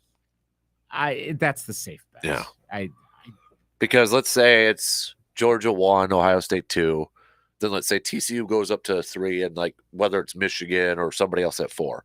Well, they got to play Georgia. Georgia's going to win, right? Yes. Georgia's going to win that game. Yes. And then it's Ohio State versus TCU. Thanks for playing TCU. It's Ohio State. Mhm. So I do think that both games actually could be a little closer than we're thinking. A little closer. I don't think we're going to have another boring semifinals. We've had a lot of those of late. I think they could be a sneaky closer. Would you rather see in the college football national championship, let's say that scenario works out. Would you rather see Georgia, Ohio State, or would you rather see upset Chaosville, TCU versus like USC for the national championship? let's do that. Yeah, why not? I'm in a chaos mood. Even if it's not the best with all the NFL That's- players. yeah, I know. It's Georgia with but- 650 NFL draft picks. Yeah, I know. I don't mind changing it up once in a while. Well, but once in a while, come on. Let's. Of course, be careful what you wish for with USC because you might be very Well, sick yeah, I was of gonna say them. Caleb Williams over there though too. Like that's an NFL guy. So Right. Well, and you're going to get sick of the Trojans Yeah. probably in a few years again. It's going to be like 2004, 2005. Hey, maybe it was Lincoln Riley that talked to Wisconsin. If Lincoln Riley were available, would you say bye, Jim? If he was available and Wanted to willing, come. yeah, I'd say bye. Thanks for playing. You don't care about Wisconsin. You just want a national championship. Exactly. Yeah. Come on now. Let's be real. Wow. I don't want to hang banners for second place, third place, Or fourth place. Outback Bowl championships. Yeah. No more worrying about breaking the Duke's Mayo Bowl or the Orange Bowl, whatever that trophy was. Full of oranges, fake oranges. That'd be the Orange Bowl. Yeah, Orange Bowl. Which one did they break though? I don't remember. But I can't remember which one. I they think it broke. was the I think Duke's it was the Mayo Bowl. Yeah. Duke's Mayo Bowl. I always remember the guy that called into the show that said Duke's Mayo sucks. Yeah. Just like, okay, cool. All I right. liked it. I bought some Duke's Mayo. It was delicious. Let's take a quick break, and then we're going to do stock reports before we finish up the second hour. So stick around. We'll be back after these words.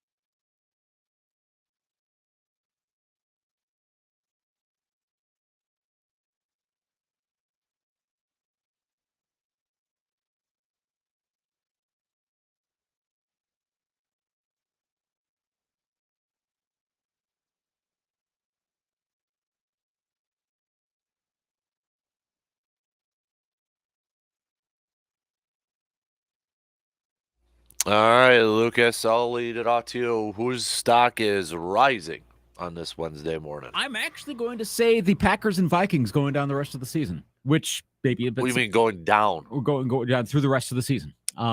You're sour on your Vikings. No, I'm like going down the schedule as you look through the schedule. Oh, Yeah, you think the Packers are going to win some games? I think so. Now this is based on my DVOA reading from yesterday. Looking at their upcoming. I'm curious on this now. Well, they're up. It's looking at the schedules.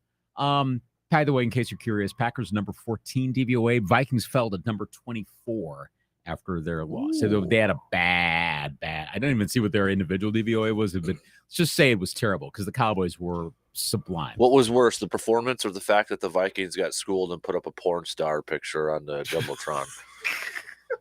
I'm going to say the former because the latter, if you're not paying close enough attention, you can let that in. Yeah. That was funny. But if you look at upcoming schedules, the Packers have, in terms of like pass defense, Pittsburgh and Green Bay have played this. I'm reading straight from the DVOA write-up yesterday evening. Pittsburgh and Green Bay have played the second and third ranked schedules of opposing pass defenses so far. The remaining schedules are 23rd and 24th. So the 24th ranked schedule of opposing pass defenses for the Packers. The Packer run defense, hardest schedule so far has been the Packers. They have an average run defense schedule going down the road. Interesting. Okay. The Vikings. And you're very high on DVOA. You have. I am. Now, granted, theirs doesn't match everyone else. They were talking about like the Vikings, for example, that their rankings are way lower than like FIP and some of the other rankings. But they're so detailed. That's why I like where they're kind of looking under the hood, and also that Aaron Schatz freely admits that sometimes DVOA doesn't catch everything. So it's not perfection, mind you, but it's a good kind of summation. He also says the Vikings have played the number 5 opposing offense schedule, and going down the rest of the season, it's number 28. So they are going to have, both teams are going to have easier games to play, one in terms of offense, one in terms of defense. I think they're like, as I was talking to a fellow Viking fan at choir practice last night, we're like, could you see the Vikings like losing like all the way out? And like thinking, 8 and 9, maybe. And yet they'd still win the division, possibly. I think both teams are going to look better as the season goes along. That does not mean that translates to playoff runs. I mean, the Vikings could backdoor their way into the number 1 seed. It'd be like the Titans last year. The Titans were like one of the worst all-time number 1 seeds. Well, it was almost like, remember, it was a couple years ago, Pittsburgh was undefeated, but we were all like, yeah. Yep. And I think that's similar. They got more attention because they were undefeated, whereas in Minnesota's case, I think just because they had a loss and now 2, that there was this sense of skepticism. Plus, they've had so many late victories. But yeah, I think both are going to be like, if you're investing in football team stock, I actually think Packers and Vikings might be decent ones for the rest of the season. Oh, wow. A little bit. I mean, you're not talking like going undefeated the rest of the season, but No. I think there's a sense from both fan bases of, oh my gosh, we're going to win another game. Yeah, I think you're going to win several more games, both teams. Well, is there several left? 1, 2, 3, 4, 5, 6. Okay. Yeah. What's your definition of several? I think 7 is several. Yeah, I think the Packers can get to 7. I think the Vikings can get Well, to there's like 6 left. Right. Yeah. So I think that they can get there. I think the 6 or like if you're doing over under, it's like 6.5. I think you could take the over. Vikings, I think they can get to 11. I think that's definitely possible. And as bad as it looks under the hood, again, I think they're just going to be playing easier opponents overall. Like according to DVOA. Yeah. Which I mean, what do they got the Dolphins on that thing? Dolphins, let's see. Overall, right now, Miami is 7th. They have the number 2 offense, 23rd defense. Okay. Their special team is actually worse than the Packers. But that doesn't really factor into DVOA as much. It's like a small factor, but they're 31st, Packers are 29th. They have the Packers at 9th offense, 20th defense. 9th offense? Uh-huh. You're blanking me. Again, this is efficiency. This isn't necessarily, I mean, throughout the entire Wow. game, play Okay. by play by play. All right. Yeah. So, because we're running out of time, that kind of maybe translates into my stock faller really quick. Okay. So, really quick, what's your stock faller? And then I'll go to my really. Well, to one of those teams at Donatel. Okay. Okay. Packers you- fans have heard that before. I was going to say, do you think he's going to be around another year, or at least They got just? so many defensive coordinators on that staff. It's I mean, Pat, how many Mike times you're going to Smith. do this? How many times you're going to do the shell defense here? Like, come on. Yeah. At what point do you realize maybe this won't work? I get it. You have some big injuries, but oh gosh, Ed Donatel's not going to be back next year. Yeah, I agree. No. Okay. My stock riser, I think I did him again, but last week, but I'll do it again. Christian Watson, stock riser. So my stock faller, though, it was I go to CBSSports.com, Lucas, and I'm getting tired of seeing this stuff across. My stock down is bloggers who have nothing better to write about. Aggregators or Yeah. bloggers? Good point. Because you know what the number one thing is on here? 11 potential destinations for Aaron Rodgers trade. It's content time. Rodgers trade rumors. No, these aren't rumors. There's no rumors. He's not getting traded for crying out. Why are we doing this again? You see Peter King use that in one of his, I think, was it the 10 things I think? I didn't get a chance to read it this week. Yeah, he has a Rodgers prediction, kind of prediction, pseudo prediction. But it's one that made me go, if he's saying that, what has he heard? What did he read it. say? I gotta go read it. Okay, I'll read it. Go read it. I will say it's an AFC team. He's not getting traded. How many And times? I mean, Yeah, I know, but he said himself he's retiring as a Packer. and then maybe he'll come out of retirement. No. Packers would hold his control though, so Yeah. and then they would have to trade him in that. But Yeah. he's not getting traded. It's I not don't think happening. I don't think he is either. But that's yeah, that's it's a worth kiss read. of death and salary cap and Yeah. everything. So Well, the team that gets him might not care that much about it, honestly. I mean, the team that would have to trade for him would have to send Green Bay a boatload of cash. Yeah. You know? Take a look, see what you think. All right. Okay. Showdown coming up.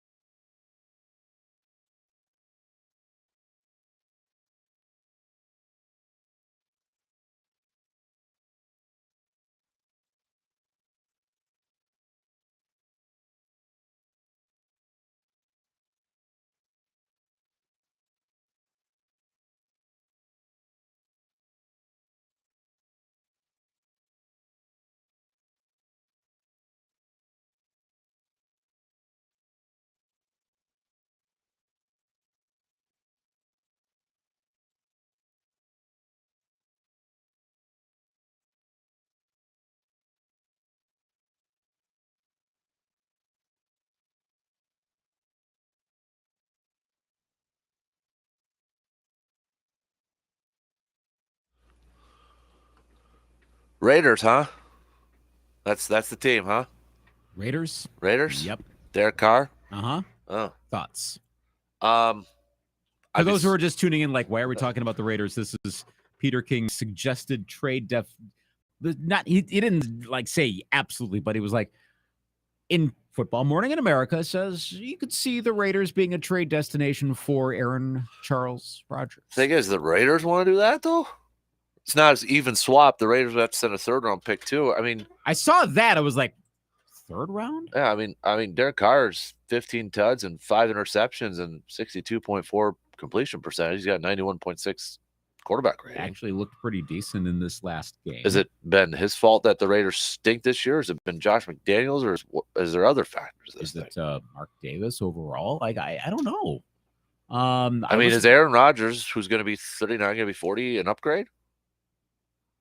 Probably not. Maybe that's why it's a 3rd round pick.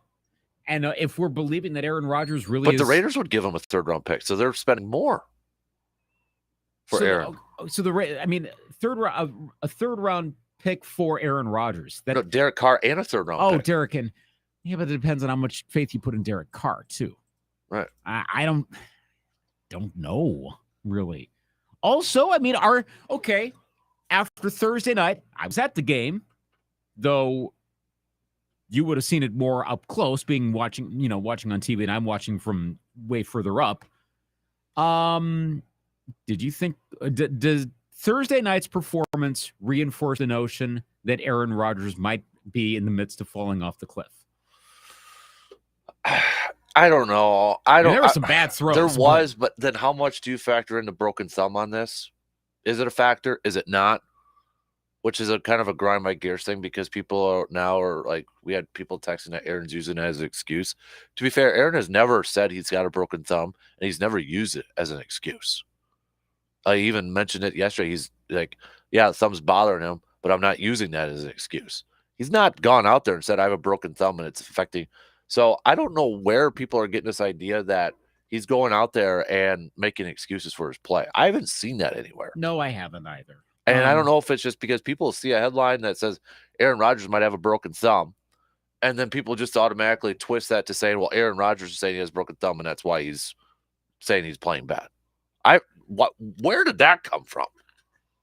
You know what I mean? Like, I'm like, what? Wait, what? This back again? It's because people don't like Aaron Rodgers. That's part of it. I mean, there were plenty of times when he found his guy. Yeah, he seemed to be finding Tunyon a good amount. The loft up for Watson, that was a heck of a play.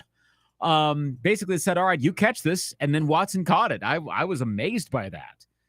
But there were a couple plays, like that last play was a good example where you're just like, wait, what just happened there? Yeah, there was like, what the heck? And I mean, he admitted they were bad too. So I don't know if it's. But that reminds me more of like, what was it, like the last? I think it was also the last play of that Lions game where you're like, who are you throwing to? Did someone not get the read? What just happened there? So, no, I felt a little bit of that, but I didn't come out of that game going, man. I feel like if the sucks. throws, and this could be completely off, but I feel like if the throws were in the dirt and they were short, then you got something there. You know what I mean? Like falling off the cliff sort of thing. Yeah. It just seemed to be like everyone was still a little bit off. Yeah, and if that's he thought the receiver was supposed to be 2 yards deeper. So, I don't know. I have no idea. But I don't get the sense of that. Okay. Because that would make more sense for a Derek Carr and a 3rd round pick, in the notion of Aaron Rodgers isn't that. He doesn't look like Peyton Manning in his final year. He's not one of the absolute tops. I don't think even with extenuating circumstances, I don't think he's like Mahomes level right now. Of course, but no, this should also say Patrick Mahomes. I think he somehow leveled up as the season has been going on. I mean, what is he doing right now? But would you even put him in a second tier? Let's say Patrick Mahomes is in like a 1+ right now. He's not even number 1. He's like, at this moment, I don't know how long this holds, but he's like in the non-Mahomes category of all quarterbacks. Would you then rank him in a conceivable grouping right below, or is he a tier below that? Rodgers? Yeah. So if Mahomes is by himself, you're saying? If Mahomes is like beyond number 1 right now. Okay, so he's in a tier by himself. Yes. So the next group would probably be, I mean, you got to put Jalen Hurts probably in there the way he's playing, right? MVP. The thing with Tua Tua's got really great well. He's playing really well. And I know people are saying, well, look at the receivers, but my thing is like, well, look when he didn't play, the Dolphins sucked, so they didn't win any games. I'll ask you, if Tua plays against your Vikings that game, do the Vikings win? No. So, I mean, if Tua Tagovailoa is playing like he is right now, earlier in the season, I'm not entirely sure. I think Tua's been getting better as the season's gone along. But I mean, he was starting. He had that first coming out game. I'm not sure. That's the big mystery with Tua Tagovailoa. It's not that he's.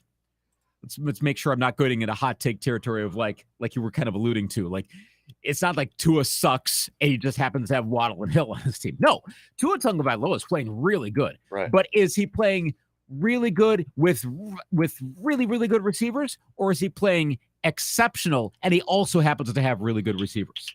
We don't entirely know the balance of that. Right. But you got to give him credit. The guy is playing extremely well. He is. I think ultimately, if Tua was playing the Vikings, then the Dolphins would have won the game. Yeah. I mean, he's got a 71% completion, 118.4 quarterback rating. Yeah. 18 tuds and just 3 interceptions. So, Mhm. No, I'd probably put like Aaron like middle tier right now. I mean, is he kind of... He's above Kirk Cousins. Cousins, is, as much as he's been kind of clutch in the late parts of games, he's having a down year overall. Gotten worse. 14 touchdowns, 8 interceptions. Yeah. It's those are worse numbers than Aaron Rodgers, and everybody's wondering what to trade Aaron Rodgers. Yeah. Well, you can't trade. And he's got Justin Jefferson for crying out loud, Luke. Yeah. Let's trade Aaron Rodgers for Kirk Cousins, maybe. Straight up. Yeah. Jeez, I just don't get Is it bad, though, that I hear that and I'm like, whoa, like there's part of me as a Viking fan that actually perks up at the notion of Aaron Rodgers throwing to Justin Jefferson, and I think like the Vikings might actually do well. Yeah. Then again, Kirk Cousins has never had the greatest Q rating over in Minnesota. Viking fans will be very. I mean, it's not like the guy's bad, like as a human being or anything. They're just done with him. I mean, you look at this. Kirk Cousins was getting MVP picks at the beginning of the year, not by. I mean. Yeah, he was. And the thing is, his stats. I mean, I know he's like the ultimate stat guy. Puts up great stats. How much does that actually translate to performance on the field? Right. But you look at, 63.4% completion. Aaron's higher. Yeah. 14 touchdowns. Aaron's got more. 8 interceptions. Aaron's got fewer. Mm-hmm. And people are wondering what's wrong with Aaron Rodgers. I think it's because Aaron Rodgers has been so good. I mean, both can fall, but Kirk Cousins is going from is he really that good level to compared to Aaron Rodgers as maybe a locked-in spot in the top 3 quarterbacks in the league. So when you fall from that, that's going to get a lot more attention. And the thing is, too, is like Kirk Cousins has at least 2 receivers on his team that Green Bay would take in a heartbeat, I think. Course. And even a lesser Adam Thielen, you'd still take him right now. And he is a lesser Adam Thielen. He is. But your offensive line is actually playing well this year. It didn't look that great this past week. Well, no, but overall they're better. Yeah. That speaks a little bit to Cousins. And part of it's play calling, too. I don't think Kevin O'Connell's done the best job of offensive play calling. But I also think some of that is still figuring out how best to incorporate his approach, and maybe the personnel don't quite match with beyond Justin Jefferson, mind you, beyond maybe I don't know if Dalvin Cook's even going to be on the team next year. I think there's a case to be made that he goes away. I think that's part of like contract issues. How much is he performing relative? Blah blah blah blah blah. Interesting point though. I would like if I were told, Luke, you could straight up trade Aaron Rodgers for Kirk Cousins, I'd take it. Like Packers would not. Right. Even if Kirk Cousins has more of a career ahead of him, you still wouldn't. Right. Imagining the comedy of Kirk Cousins, Green Bay Packer quarterback. Oh my gosh. But I would probably take it. I think I would. Yeah, but it's just, I don't know. Even a falling Aaron Rodgers, I think I'd still take it. Yeah. I don't. It's just it's a mind perplexing kind of thing where a lot of people, and it's just I think a lot of people are trying to find excuses and point the blame at why Green Bay sucks this year. They're trying to figure it out because they were supposed to be good, right? Right. But maybe we just, again, I'll go back to what I said a few weeks ago. Do we just have too unrealistic high expectations? We put a lot of faith in younger guys stepping up, and to a degree, I would say a lot of the rookies played well, but they played like rookies too. They're not consistent. They're not a Jamar Chase or a Justin Jefferson their rookie years where they just been dynamite. Remember, your boy Mike Zimmer didn't even start Justin Jefferson the first couple of weeks. And in retrospect, that's hilarious. But but at least he did get him going. Yeah, he did get him going. What's the story from Rob Tomasky this morning? Romeo Doubs and Christian Watson have been on the field for 15 plays this season together. Yeah. I mean, we know why, injuries, but it's not a lot of time together. But I understand the assumption of Green Bay. We all thought the Packers were going to be good because they brought back a lot of the players from 3 straight 13-win seasons. It's understandable that you would have high expectations combined with an NFC that wasn't looking that great. By and large, the NFC hasn't looked that great. The Packers have been more relatively disappointing. Yeah. And then you kind of look at it. I mean, you look at their roster, but then you kind of look at the schedule they did play, Luke. The Jets are actually a decent team. Yeah. They're a quarterback away from probably being a really good team. Right.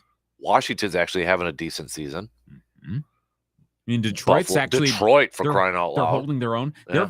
Detroit's right behind Green Bay and DVOA, by the way. And Tennessee's a 7-3 team. Looking better, trending up, I would argue. Yeah.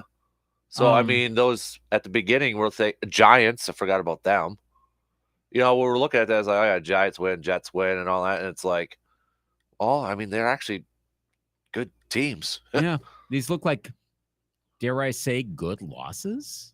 I mean, I hate to say that, but. Well, they should have won. The Giants won. They had a lead. Was 14-3. Jets one was what 3-0 for the longest time. But that was also like the Jets defense just went off in that game. That was like the Sauce Gardner I will beat you game. Yep. Exactly. What do you do at that point? Right. So I don't know. Easier, you know what that means? Easier schedule next year. Easier? Well, unless it's a joke because I hate that. Yeah. I hate the whole schedule sort of thing because you never know how it plays out. Mid-season, you can assess it a bit better. I don't like assessing that at the beginning of the season because you don't know how that's going to go. So as much as I was talking, like when I said Packers, Vikings have better schedules, but now you actually are assessing a team mid-season. You kind of know what you're dealing with. So, and there aren't that many games left, so I think it's more accurate. Right, because, let's say Green Bay finishes third in the division this year. Say Detroit finishes second, whatever. Yeah. That means they'll play the third place team in the other divisions in the NFC. Well, you look at the NFC East, that could be the Cowboys. Yeah. Or the Giants or Philly, depending on what happens. I doubt it would be Philly. But, I mean, that's a good opponent, considering that they'll continue to Ron Rivera's upward. Commanders over there, too. That defensive front. Third place team in the NFC South, who the heck knows what's going to go over there. West is scary, too. Yeah. I mean, could be the Seahawks. Could be the Rams. Could be the Niners. Probably not the Niners, but could. I mean, and yeah, the Rams might be the worst team in football right now. I think the Texans are, but you could make a case that, like, right now, if the Rams played the Texans, that the Texans might actually win the game. Might. I was going to say, what season's more disappointing, Rams or Packers, when you actually think about it? I think the Rams are, but I'm actually a little surprised the Rams are getting talked about as much, maybe because they're the defending Super Bowl champions, but you could see this kind of coming. Like, they went all in on last year and it worked. I'm actually not that disappointed in the Rams. I think they're just all this like how terrible is it for the Rams right now? They won the freaking Super Bowl. But they still got premier players, quote. I know Kupp's injured, but the Allen Robinson signing did not work out. And I don't know if that's Allen Robinson or Matthew Stafford. Just, focus, hyper-focus. Stafford's also, Stafford's not himself this year. No. But I'll give them a little leeway. We kind of knew they were doing this. But they still got Jalen Ramsey. They still got Aaron Donald. They still got players, but they're just. It's not happening this year. But the Rams aren't going to be a 3-14 team for the next 10 years either. No. So I see where the fall comes. It's a bit surprising, but they'll turn it around. Yeah, I think so. All right. Okay, we ran a little long, so we'll take a quick break and then we'll do showdown. So the years, what do we got? What did I say? 1977 and 2006. Yep. So we'll do that quick break and then we'll do another edition of showdown after these quick words.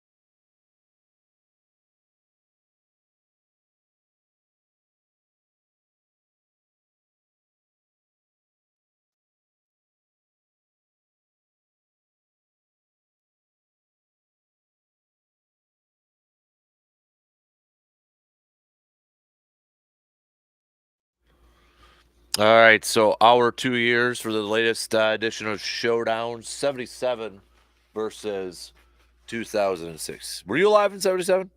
Was not. Okay, I didn't think so. I'm Born just May making sure. 1978. Okay, so right before. I might have heard some music in the womb, late 77. Okay. Unfortunately, there was a pretty decent chance it would have been You Light Up My Life. Right. Not because my mom would have wanted to be listening to that, but that was everywhere on the radio. I mean, it was number one for like 10 weeks. All right. So Ugh. should we start off with sports here quick? Let's. 77. Well, not for a Super Bowl, not something for you. Raiders No, that beat sucked. the Vikings. Move on. So yes, it was a 32-14 over the Vikings. I mean, at least they were in a Super Bowl. Again, they've not been in the Super Bowl in my life. Hey, I did something like Walter Payton. Ooh, might have been the same day too. 20th, November 20th. November 20th, Walter Payton, despite a 101 fever, he set a new single NFL rushing record, gaining 235 yards in a 10-7 victory over The Vikings. the Vikings. I've seen the film footage of that one. Yeah, it's great. Let's go. The Panthers beat the Georgia Bulldogs 27-3 to win the college football national championship. Again, technically beginning of the year, but yeah, Yep, it counts. yep. Let's see. Hey, Marquette won the national championship that Al year. McGuire, That's got to count for something. definitely. Yep. The legend. And that was the year the Blazers won. Sam, what am I saying? Bill Walton. You were gonna say Sam Bowie, weren't you? I was going to say Sam Walton for some Oh, reason. I thought you were Don't gonna go ask me with Sam why. Bowie. Sam No. Walton, there's a Trailblazer connection there. But yeah, pretty decent year for basketball. Yeah. I would say. Decent year for Tom Watson. Won the Masters and the British Open, and was the PGA Tour money leader. Nice. We've got what else do we want to put up there? What was baseball? Baseball that year, 77. That was a fun year for the Yankees. Yankees beat the Dodgers. Mr. October. Mr. October, yeah. That was the year Reggie with all the home runs was 1977. That's right. The expansion of the Mariners and Toronto Blue Jays. The Blue Jays' first game, and it's all snowy at Exhibition Stadium. Ernie Banks made the Baseball Hall of Fame. Mm-hmm. So pretty good stuff in those regards. Yeah. Guy Lafleur was the Art Ross Trophy winner.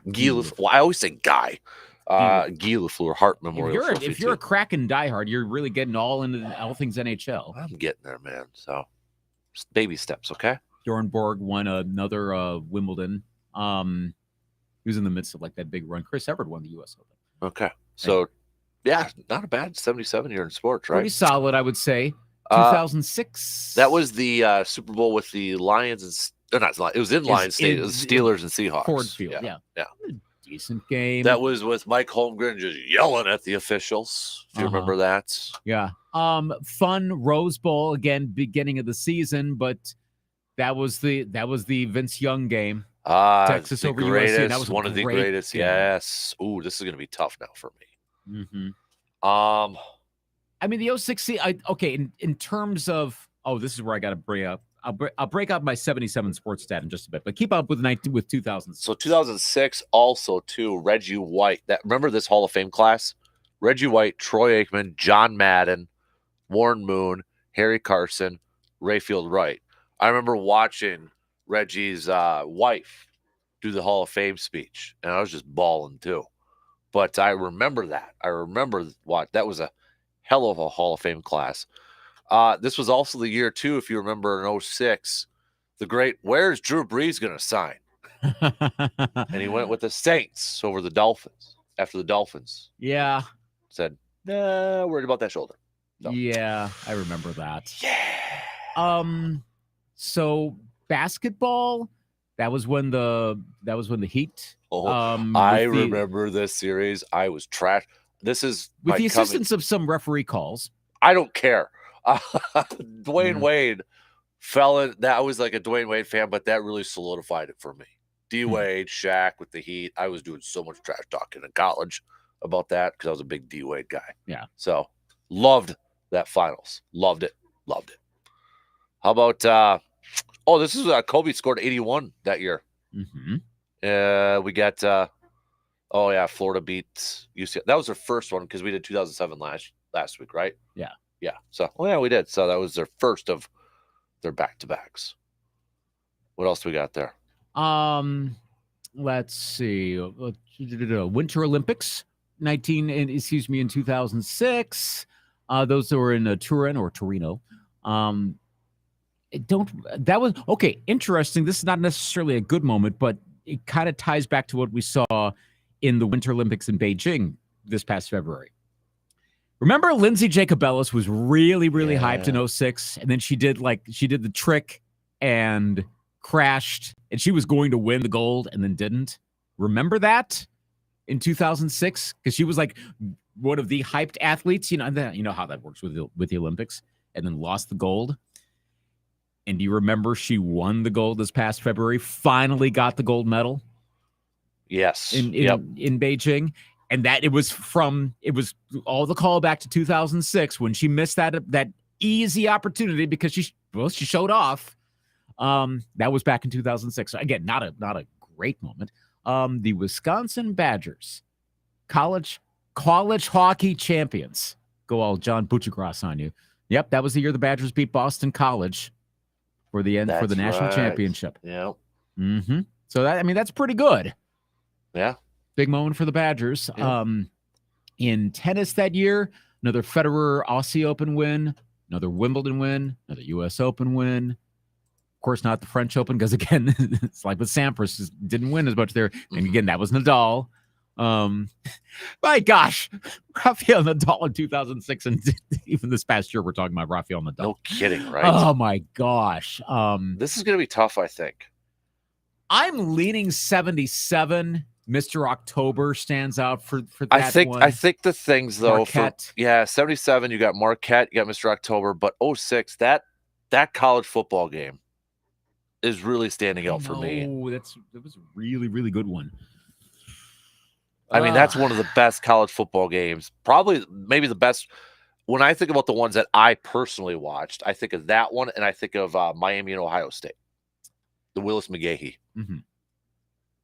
Here's the thing with the and remember, in 2006, we had the first World Baseball Classic. Japan won the first one. I remember watching that, staying up late, watching some of those games. Mm-hmm. And for some reason, I was always fascinated by that. 1977 was maybe, I remember I was looking this up once. I was trying to figure out what was the worst combined year of like Wisconsin athletics. The 1977 seasons of the Packers, Brewers, Bucks, and Badgers football and basketball. The 1977 Green Bay Packers finished the season 4-10. Mm-hmm. The 1977 Milwaukee Brewers finished 67-95. The 1977 Milwaukee Bucks finished 30-52. The 1977 Badger football team finished 5-6, 3-6 in the Big Ten. Yes, and the 1977 men's basketball team finished with a record of 9-18. They have these like adjustments going on here. They all sucked. So 77 wasn't a good season for Wisconsin athletics, though. The Badger men's hockey team won the national championship in 1977 as well. So choose which Badger men's hockey team is more of a bigger deal, 06 or 77. In terms of Wisconsin sports in 06, that was the first Mike McCarthy year. They weren't great. 8-8. Again. I remember that, though, because I remember watching the New Year's Eve game. Yeah. And there was still a shot that Packers could have almost made the postseason. It was like these weird percentage points. I think it came down to the Giants had to do something. The Bucks. Yeah. This is very much a Bucks mid-2000s Bucks team, 40-42. Yep. If you had just asked me, so what was the Bucks record around that time? I probably would have said probably a 40-42 team. Yeah, they were actually. The Brewers, they were 1 year away from the beginning of the Renaissance. They were 75-87 that year. Badger football, what was, because Bielema had taken over that. Yep, I think point. So. Yes, first season, beat Arkansas in the Capital One Bowl, and the Badger basketball team 30 and that's you'd have to go 2005 so that the 06-07 team 19-12. Yeah, but then like the 06-07 one, which I'm not really counting because that's the very end of the year, right? Because that's where they were like the 2 seed, but then they lost in the second round. They almost lost in the first round. I remember watching that. I was like, yeah. what? So it was a one and done in the NCAA tournament in 06. They lost to Arizona. I was gonna say, was that the 8-9 when they were Arizona? Yes. Okay. So better athletically overall for Wisconsin sports in 2006 than 1977. Yeah, I'm actually going 2006. My vote's 2006. So Mr. October is kind of pulling me. So is all the basketball stuff. Yeah, see, you're going that route, and I'm going with the college basketball, and I'm going Kobe's 81. Ooh, this is really tough. I'm going to say 77 barely. Let's hope that we're got some tiebreakers later. Okay. So do you want to do movies? Let's do movies. So let's go 77 first. We got some top heavy ones here. A New Hope. Star Wars. Yeah. Yes. Star Wars, A New Hope. Staying Alive. Saturday Night Fever. Close Encounters of the Third Kind. Smokey and the Bandit. Yep. Annie Hall. Eraserhead. Slapshot. Yep. That's up there too. What we got? Let's see. The Rescuers. Loved that movie as a kid. Gotta throw that one out there. So let's go with anything else coming up on here. I'm just scrolling through because there's always a hidden gem. The Bad News Bears in Breaking Training. Oh gosh, not that, yeah. I think that's about High Anxiety was that year. Airport 77. Oh boy, now we're really getting into the weeds here. Yeah, Black Sunday. Grand Theft Auto that stars Ron Howard. Oh boy. Yeah. How about that? Yeah, I think that's a very top heavy in 77. There were a lot of those, and that was another one of those. Yeah. So 2006. The Departed. Break out your Boston accents. Yeah. 300. This is Sparta. You ever watch that movie? No. Oh, come on. Devil Wears Prada. You like my segue there? The Prestige is a good movie. I like that movie. Yeah. Cars came out that year. Okay. Casino Royale. Hey, Santa Claus 3. How was that good? I don't know. I didn't watch it. Talladega Nights. Okay. The Ballad of Ricky Bobby. Yep. Okay. Accepted.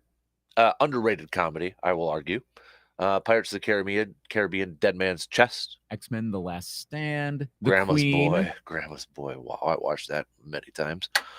The Fast and the Furious Tokyo Drift. Oh, come on now. The movie that took the nation by storm, based off the book, The Da Vinci Code.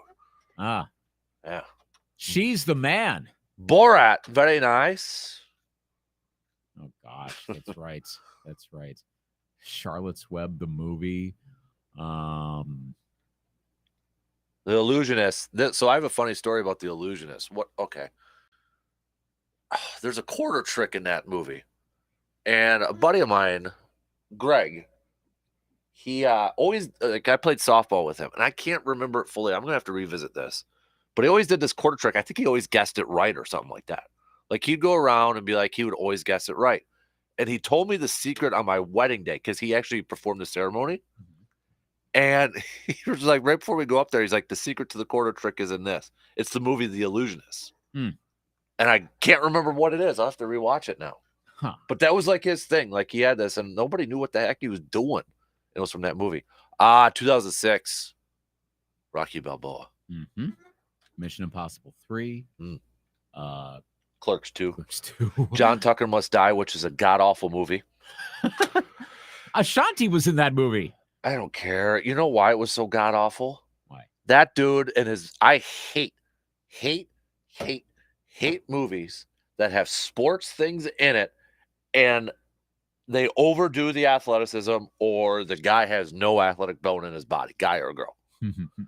The guy who's John Tucker, I'm sorry, you cannot do 360 dunks off the backboard or whatever crap he was doing in that thing. He's a high schooler, can't do it. And if you're ever in a movie, I'm sorry, I love the program, but Joe Kane cannot throw a football to save his life. There's no way he should be a Heisman Trophy candidate quarterback. I hate movies like that where they overdo it. You know what else came out in 2006? What is one of Samuel L. Jackson's Snakes on a Plane? Yeah. I'm tired of these. Yeah, I can't see the I rest. never watched it.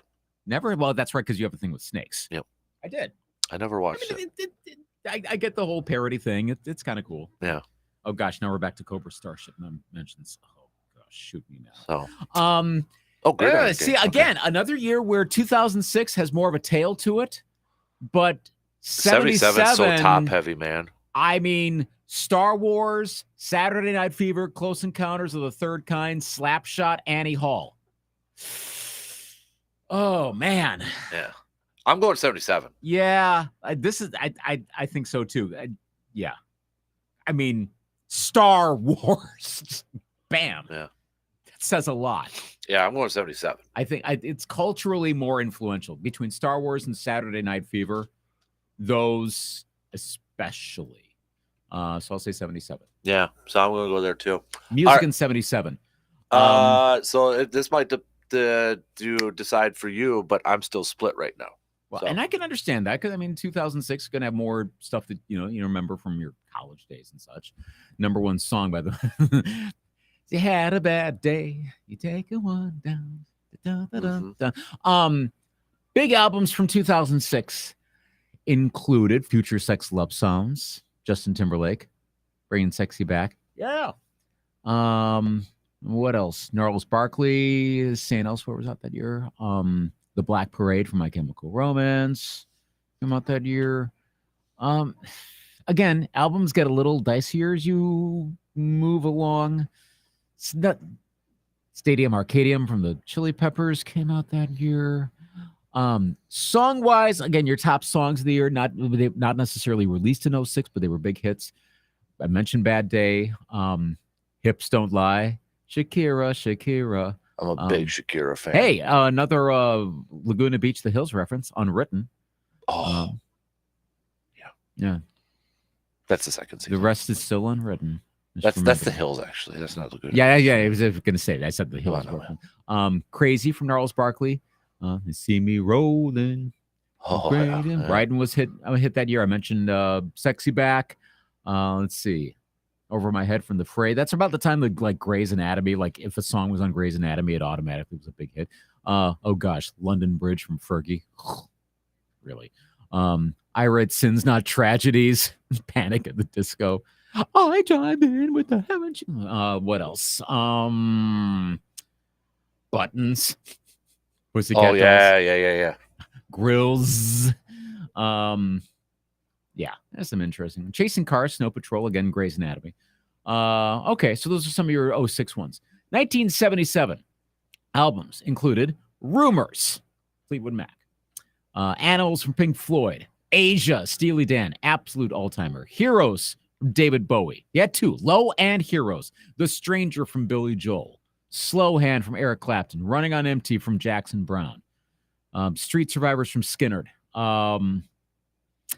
Yeah, Talking Heads 77 from Talking Heads. Book of Dreams from the Steve Miller Band. I mean, album-wise, it's a blowaway right there. Musically, you had, let's see. I mean, Tonight's the Night from Rod Stewart. You had, I mean, the songs that were really, really big that year. Dancing Queen was up there. Margaritaville. Sir Duke from Stevie Hotel California came out in 76, but Hotel California was number one that year. Like I said, You Light Up My Life. Ugh, yeah, it was really huge. Evergreen was big that year. I mean, individually, song-wise, I give it to 06, but album-wise, it's so obvious. I'm taking 77. Okay, I'll go 77. Ooh, yeah, I'm going to go 77. Gonna Fly Now was Yeah. number one in 77. Yeah, you got it. I mean, once you got Rocky in there. Fly yeah. Like an Eagle. The original. Yeah. I'm not big on the original Easy one, from the but- Commodores. Feels Yeah. like the first time. Foreigner.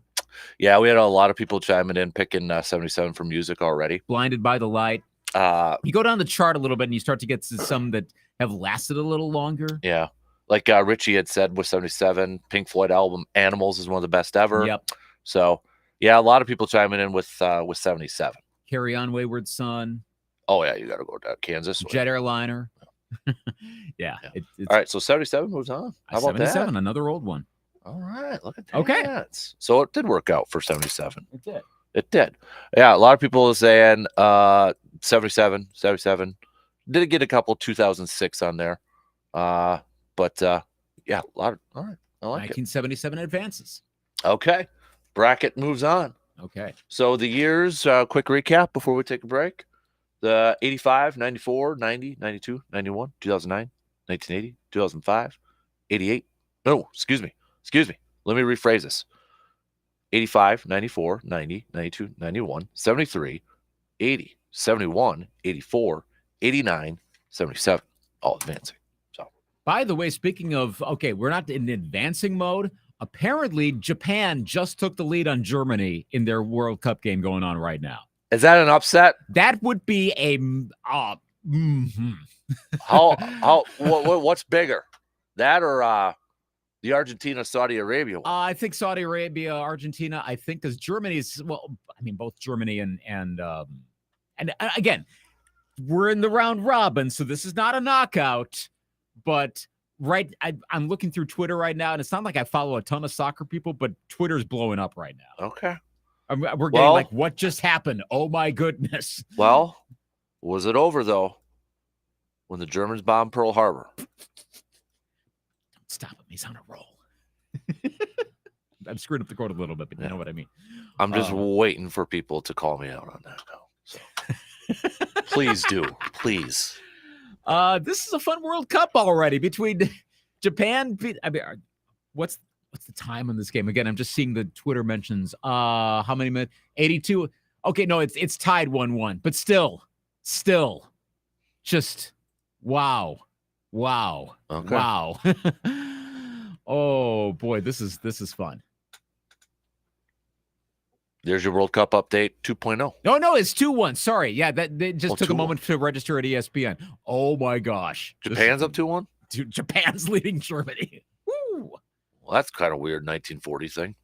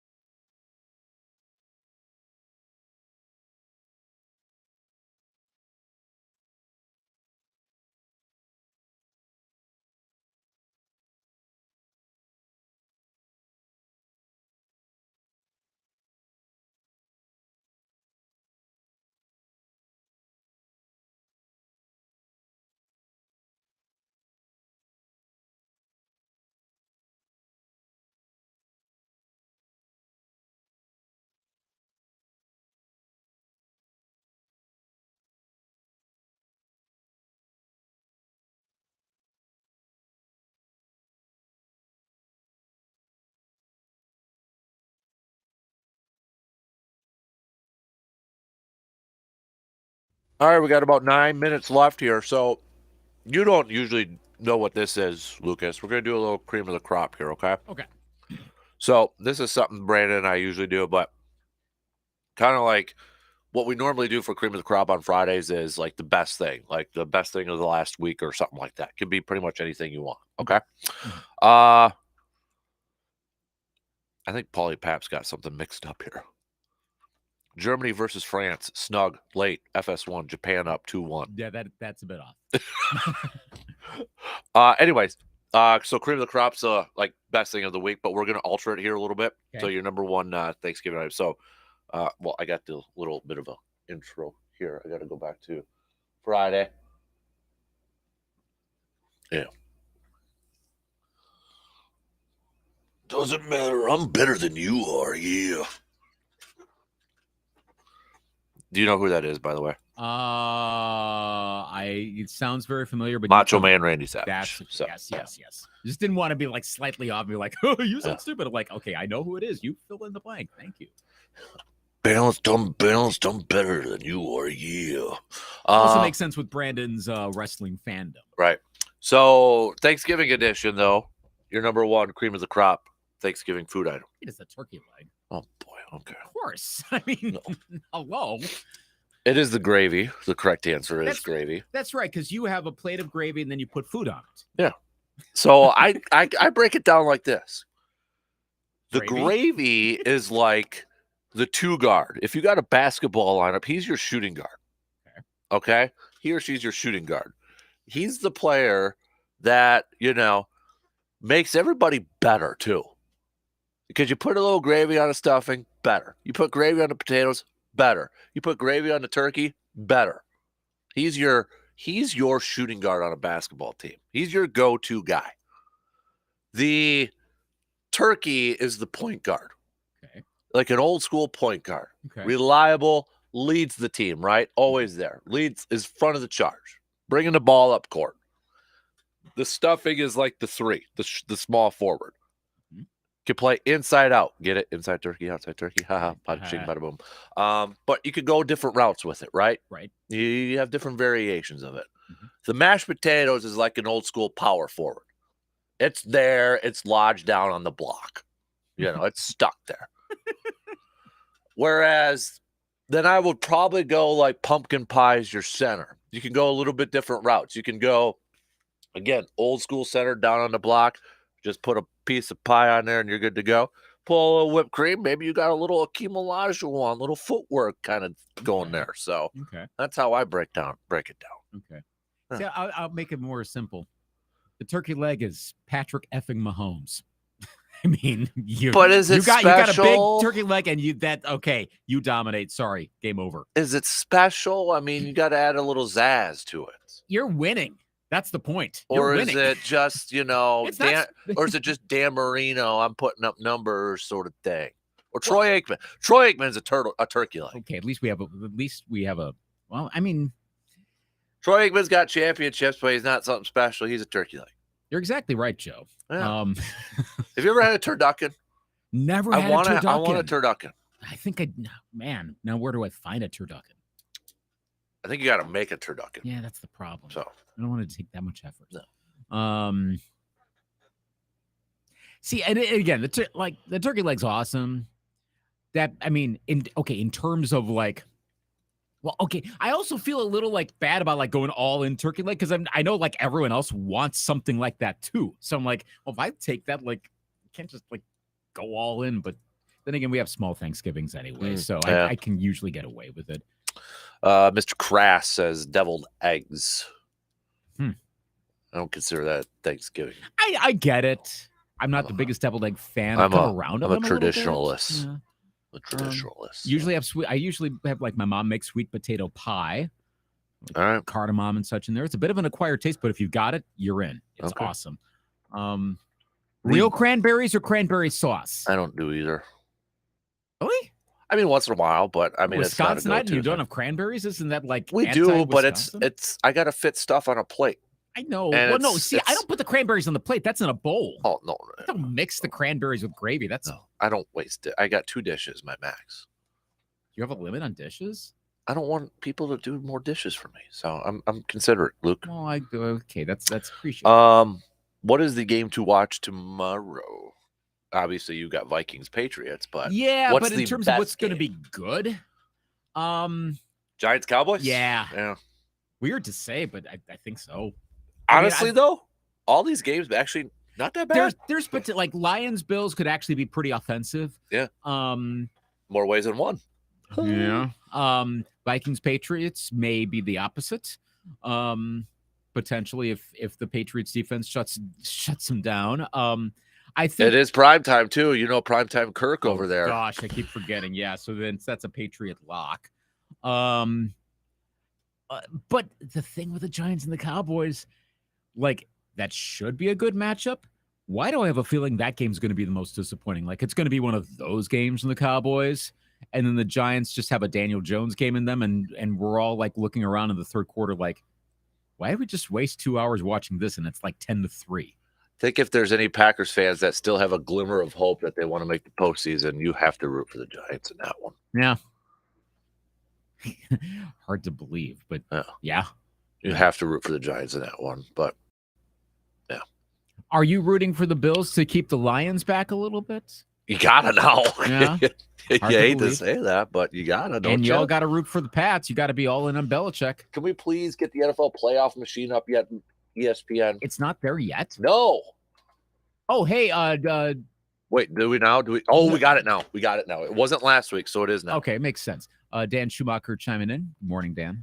Says you can order turducken online. Watch the 30-30 special thing like 30-30 like thing on John Madden and who he found that makes it. I want mine fresh. I don't want it in a mail that's out there for 5 days. Okay, but I mean, do you have the time to make a turducken? Well, I'm saying if somebody around here makes one, I'll go pick it up. Sure, I'll order it online. If it's like $150, no. But that I might have an idea for next year. I've already got the turkey for this year. It's already thawing, but in the refrigerator, mind you. I didn't just like put it out in the living room or anything like that. But okay, I might have an idea for next year. I'm really trying to do this playoff machine really quickly to see what has to happen for Green Bay to try to squeak back into this thing. It can't be that much. I mean, the NFC's still not that great. Don't give false hope like that. It's realistic. It doesn't mean you're going to go on a Super Bowl. Do that. Don't do that. Don't do it. Still working on it. Yeah, because I got to look at some of these games, and I know it's not going to be accurate because you got tie-breaking crap, right? Yeah, and all that sort of stuff. Washington at New York. That's in week 13. That one matter? It might. Ooh. The way I have it going, if New York wins that one, New York would be the 1 seed by week 13. Oh my what the heck am I doing here? Yeah. I really have to sit down and do this. I can't be rushed with this. I got to be legit with this. Yeah. So. All right. False hope. It's still there. Fingers crossed. So you're saying there's a chance. Yeah. But see, that's the thing with the NFC this year. Like just about every team has, outside of the Rams, I think, maybe the Panthers, you look at them and go, well, if they lose, the Packers have a better chance. Like that applies to the whole conference. It's sad, but it's kind of true. All right. We'll see. We'll see. Japan's still up 2-1. By the way, the Saudi Arabia win was a bigger upset than Japan. And this is an upset, but Saudi Arabia over Argentina was bigger. Okay. That game's still going. They got a ton of stoppage time. Germany might yet win this one. All right. Or tie it, I should say. Not win it. They might tie it. We'll see. We'll see. You'll hear about it soon enough on Dan Patrick. Yeah, probably. All right. We're off for the rest of the week. Have a good one. We'll be back Monday.